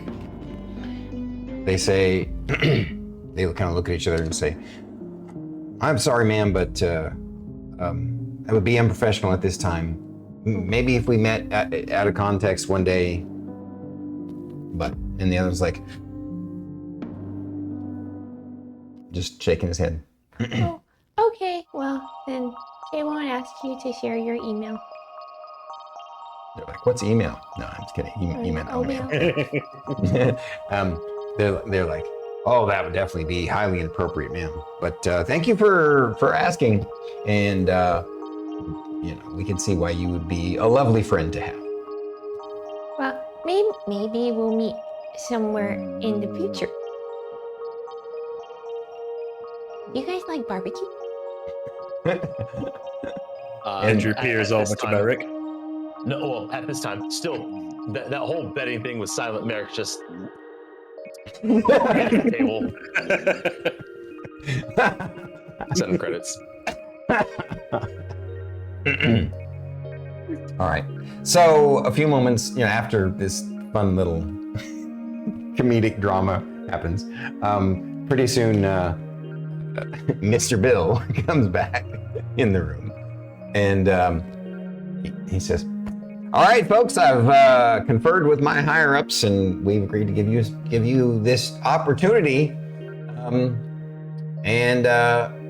so I've taken the liberty of having our lawyers draw up some contracts let's have you take a look at them. And of course, we'll give you a window of a few hours this evening if you want to take it and have your people, Grimbane or your own attorneys, if you have them, to take a look at them before you sign them. And if you're not signed on either contract by late this evening by the deadline, then the missions will go up on the board. That's fair. Well, thank you for coming in. He comes over and to shake each one of you guys' hands. As he gets to Shae, Shae goes, I'm sorry, Mr. Get. I did not realize you did not like to be called by your first name. I'm so sorry. He says, oh no, you can call me Bill anytime. Just not Mr. Bill. Mr. Getz or Bill. I'm sorry again, Mr. Getz. He's like, don't worry. I understand. And it's always okay to correct me if I say something wrong. Yeah, like she said, she did grow up, like most of us, in the boonies, and in learning how to be polite or in conversation, it's very much a Mr. and Mrs. for practically everybody. So it's. He's like, I've always been kind of socially awkward myself. I totally understand. It's okay. So you all have a wonderful day, and I look forward to work with you and see how you do with these contracts. I'll be the one to meet you at the teleportation on the scheduled day. By the way, it's going to be 2 days from now at noon, and we'll have Car come to pick you up. So don't you worry about anything at all. Just bring yourself and your gear, and be ready and raring to go to take on 2 missions at the same time. Well, back to back. Question, real quick before we go. On completion of mission 1, before we go to mission 2, do you intend to provide the payment of such at that time, or do you plan on doing a lump sum after the 2? According to the way we have a contract worked out, since you're going to be taking on both missions back to back, it's basically going to be a lump sum after both have been completed. Got it. I was just curious. Thank you. Indeed. Say goodbye. And then after you guys shake hands and Shae says goodbye to Mr. Getz and Mr. Seymour and Mr. Billy. All right. And you all head out the door and head home. Good job securing the missions. Well done. Well done. What was the combined AC you were looking at? What was that, BT? Yeah. What was the combined AC that you were looking at? You mean the combined DC, the difficulty check? DC. Yeah. So he actually went into the meeting with a roll of a 16 with a +8, which puts it at a 24 to that you had to achieve over it. And what I did was I combined you guys' rolls, the results of your rolls against that, and you barely got there. I also gave you some bonus points though for some interesting role-playing arguments that you made. So. It wasn't just based off the rolls. Okie dokie. Very cool. Very cool. And so you all head home, secure, and I'm assuming you guys. What would you want to go tell Grimbane in person, or would you send him an email letting him know that you succeeded? Well, sure, we'd have a look at the Take contract. the contract to him. Well, no, now for sure, yeah. You would. They're going to give you the contract before you go, and you have a window of opportunity of a couple hours to sign off on it. And if you wanted to have Grimbane take a look at it, you could. So I'm assuming you guys would go back and have Grimbane look at it. Even though your character's smart, they're not necessarily completely knowledgeable, and you can learn from him. And so Yeah, absolutely. Like, oh yeah, so they gave us both. This is kind of what their plans are. It seems pretty kosher. Your thoughts? Should we truly accept? He looks through it and says, "This is a pretty standard contract, and there's no real gotchas in here. It doesn't look like they amended the amount of money you would get from the contracts, the base level pricing that they shared. it remains intact, which means they didn't go, like, if you'd wowed them, you might have actually even been able to finagle more money. But you obviously didn't disappoint them, so they didn't try and take away more money. So I think he nailed it. And he says, it does look like there is one bit of a catch here. It looks like if you, depending on if you end up failing on the first mission badly enough, then they hold the rights to basically nix you from the second mission. But I mean, that's fair enough. Yeah. Yeah. I find that unacceptable. I mean, we did try to pitch ourselves as a group that has yet to quite fail, even though failure is possible in all scenarios, but we have yet to. So I can see where, giving us a chance, and if we disappoint them, that we don't get to continue that chance. That's he says, like, send them your, man, my phone's blowing up tonight. Send them your digital signature. You guys can hear that? Oh my gosh. I can. I would say, is it a Samsung? No, he has a Google phone. Yeah, Samsung phones were known to explode. He said his phone was blowing up, so I asked him if it was a Samsung phone. Oh no, I didn't mean literally. I just meant we're getting the. Yeah. So, you guys. Probably took an arrow to the knee. You did good. You got the missions that you wanted, and you, of course, one thing that you can talk about. It doesn't even have to be on stream, but you can talk about whether. I guess actually on the way back, not on the way back, on the way back from Grimbane's to home, when you guys have already signed it and sent it off and ready to go. Raven's Edge asks the kind of the wrap-up question before we stop for tonight. Raven's Edge asks, so I take it that even though we're taking this mission to Malboria, we're not going to pressure ourselves to try and go to Miss Thyra's home just yet. Correct.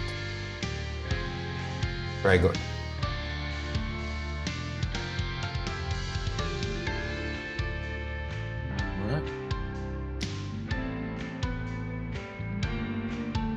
I have a question. Yes. So speaking of our mission, from what Mr. Raven's Edge was saying, even if we did go visit Miss Thyra's family, wouldn't our little devices record that?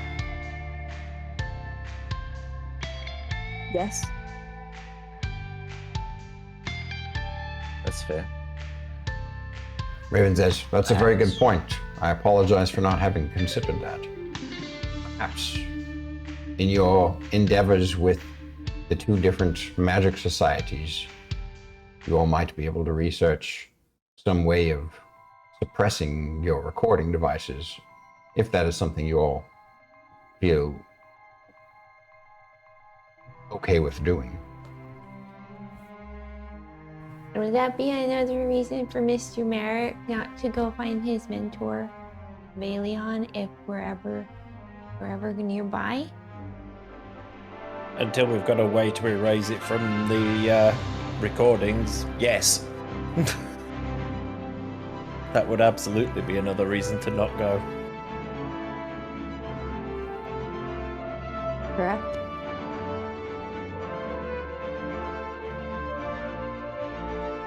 I imagine the only way we could probably get away with going to the academy while being recorded is because we have spoken with one of the professors. So it would not be too outlandish for us to go there to follow up. Not to mention, I am a wizard, is an academy, and there's magic, so no one would really question that. However, true, if I happen to see my mentor there, then that would not be the best thing.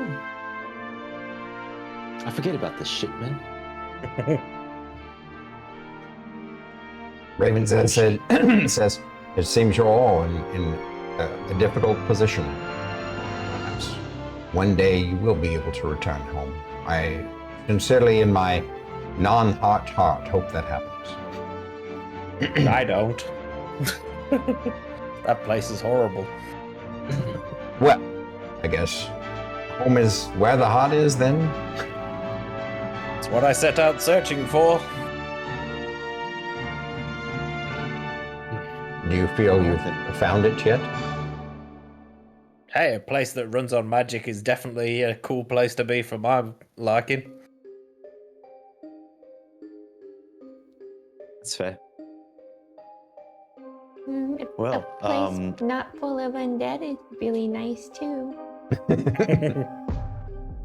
Honestly, the noise kind of gets to me sometimes, and I'm taking a stretch here for you, Thyra. But the thing I probably enjoy the most about this place here on Progentica is one you probably don't care for as much. It's the bed. My goodness. Kings don't sleep on something nearly as nice as that. And I know that you didn't particularly care for how it enveloped you, and I get it. It was weird at first, but the bed is probably my favorite thing so far. To be fair, though, I do enjoy the camping. But I'm gonna go to my room now and figure something out. And Merrik's gonna go watch anime. I knew it. All right. Jotting down ideas in his book. Person that he doesn't think to talk about anime with is Shae. And he doesn't, because he's just like Sindri. Because Sindri's like right there. Yeah, because he's watching all the magic system shit, and he's like, I want to replicate that because he saw something really cool, and he's like, I like that. I could do that. And then he goes, hey babe, can I talk to you? Can I talk at you about this super cool thing I want to do? Hey, can I talk at you about this? Hey, can I tell you about the internet drama that I watch? That doesn't matter. Same. Yeah. Oh yeah, I mean, if Shae'd be watching anime, she'd probably be watching shows like Invasion of Giants. Oh. She's talking about Attack on Titan. Espionage. You never did finish that series. I did though. The last season was it was good, but it was disappointing. I haven't finished it. I fell off. Strangely enough, after the animation change, it kind of fell off for me, even though I prefer the later animation of Attack on Titan than the original.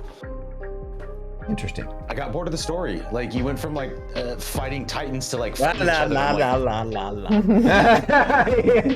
Yeah. Oh, I guess that's one of the few animes that BT wants to finish. Fair enough. Okay. I've watched season 1. That's it. Okay. I think Same. maybe season 2. I I don't think know. you've also watched season 2. Yeah, I stopped after season 1. Really? Mm-hmm. oh, it's whatever. Sorry. Spoilers. I was gonna say something and I don't remember what it was. Real quick, just as a point of reference, I picked up one spell from the guild song. Okay. Which I took Mirror Image. Okay. Good one. And then I didn't really like anything else, so I pulled out. I pulled out the spell book we found when we were with Wanderer, and I picked a 4th level spell from there. And this is a 4th level spell that Merrik is going to work on to make it make sense. So I'm picking it, but I'm not going to be utilizing it right away. I picked Spirit of Death. Oh. And my intention, because you'd mentioned last time about like, I didn't really want to summon demons because I feel like that's kind of going against with like Thyra. Yeah. The idea that I want to take with Spirit of Death is I'm manifesting a physical form for Echo. So Spirit of Death is literally like it summons a Reaper. It's a Reaper. Right? Yeah. Yeah, and owls are death omens. Okay. So it's using the stat block, but contextually I'm trying to like give Echo a physical form on the battlefield conceptually. Okay. I'm trying to wrap my head around it, but because usually you have him merged with you. I understand that. I'm not pulling Echo to the battlefield. instead of it being a physical reaper, it's an Owlin-esque like echo. Like I'm projecting Echo's image to the thing. It's the flavor of Spirit of Death. Okay, I see what you're saying. Okay, we can chat about it some more. I like where your head's at. Very cool. Now that I think about it a little bit more, the type of anima that Shae would watch is probably all the food anima. Yeah. That's true. What about Rogue X You Family? would definitely watch Yummy and Tomb then, right? Delicious in Dungeon. Oh yes. Yeah. There's that one, and then there's what was that? I watched almost all of it, but I didn't watch the last couple of seasons. It's this just straight. It's like a competition cooking school anime that's pretty famous. Bobo watched some of that, and it was Food Wars? actually quite Yeah, interesting. Food Wars. That's it. Yeah. War on food. Yeah. Yeah, Shae would be watching all the food anima. Well, all right. So culinary battle. Good role play tonight. Next week, you guys will kick off your first mission a mission back to Malboria to check out the haunted lighthouse. Nice. Yes. Very cool. Let's take a look and see out in the river of Twitch, who we want to raid tonight. What is going on with my face? Holy crap, Tark is still going. Wow. But we got Tarkonix, we got Ildacine, Alice. Oh wow, it's not very often to get to raid Alice. Survival gaming. Do we want to try and raid outside our circle tonight just to be a little bit different? Sometimes that works out, sometimes it doesn't. You got to take those chances every once in a while. What? Over it. Was that Firehammer TTV that I saw earlier? Is that Ildacine's friend? Who? Firehammer. I'm not saying. Yeah. Keep going up. Firehammer TTV. B-Bug says Vestium is doing a talk show with Cletus, DM stuff. Oh. Ooh. Who? Vestium, which is News husband. Oh. I didn't know he started. How do you spell it? Oh, Vestium. With the underscore, right? Mm-hmm. Sure he's not on that or anything. Is that Dan Cletus with him? Yeah. Sweet. Yeah. Okay. That's good. All right. I mean, I guess that's not outside our circle, but that's okay. We haven't rated him in a while. Building Forever. a dickcraft. Lovely. Get it queued up. What is Vestium? Give me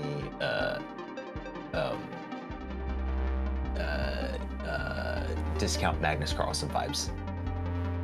All right. It's the hair beard combo. Yeah. Yeah. Easy play chess. So people are loading in. We got just a little bit of time. Thank you, everybody, for hanging out with us tonight. Yes. Thank you for the subs, the resubs, the follows. Appreciate you all, and the raids. And yeah, come check us all out. Check out all our links. All these folks are streamers. Support every single one of them with all your heart and all your monies. I love you all. Bye-bye.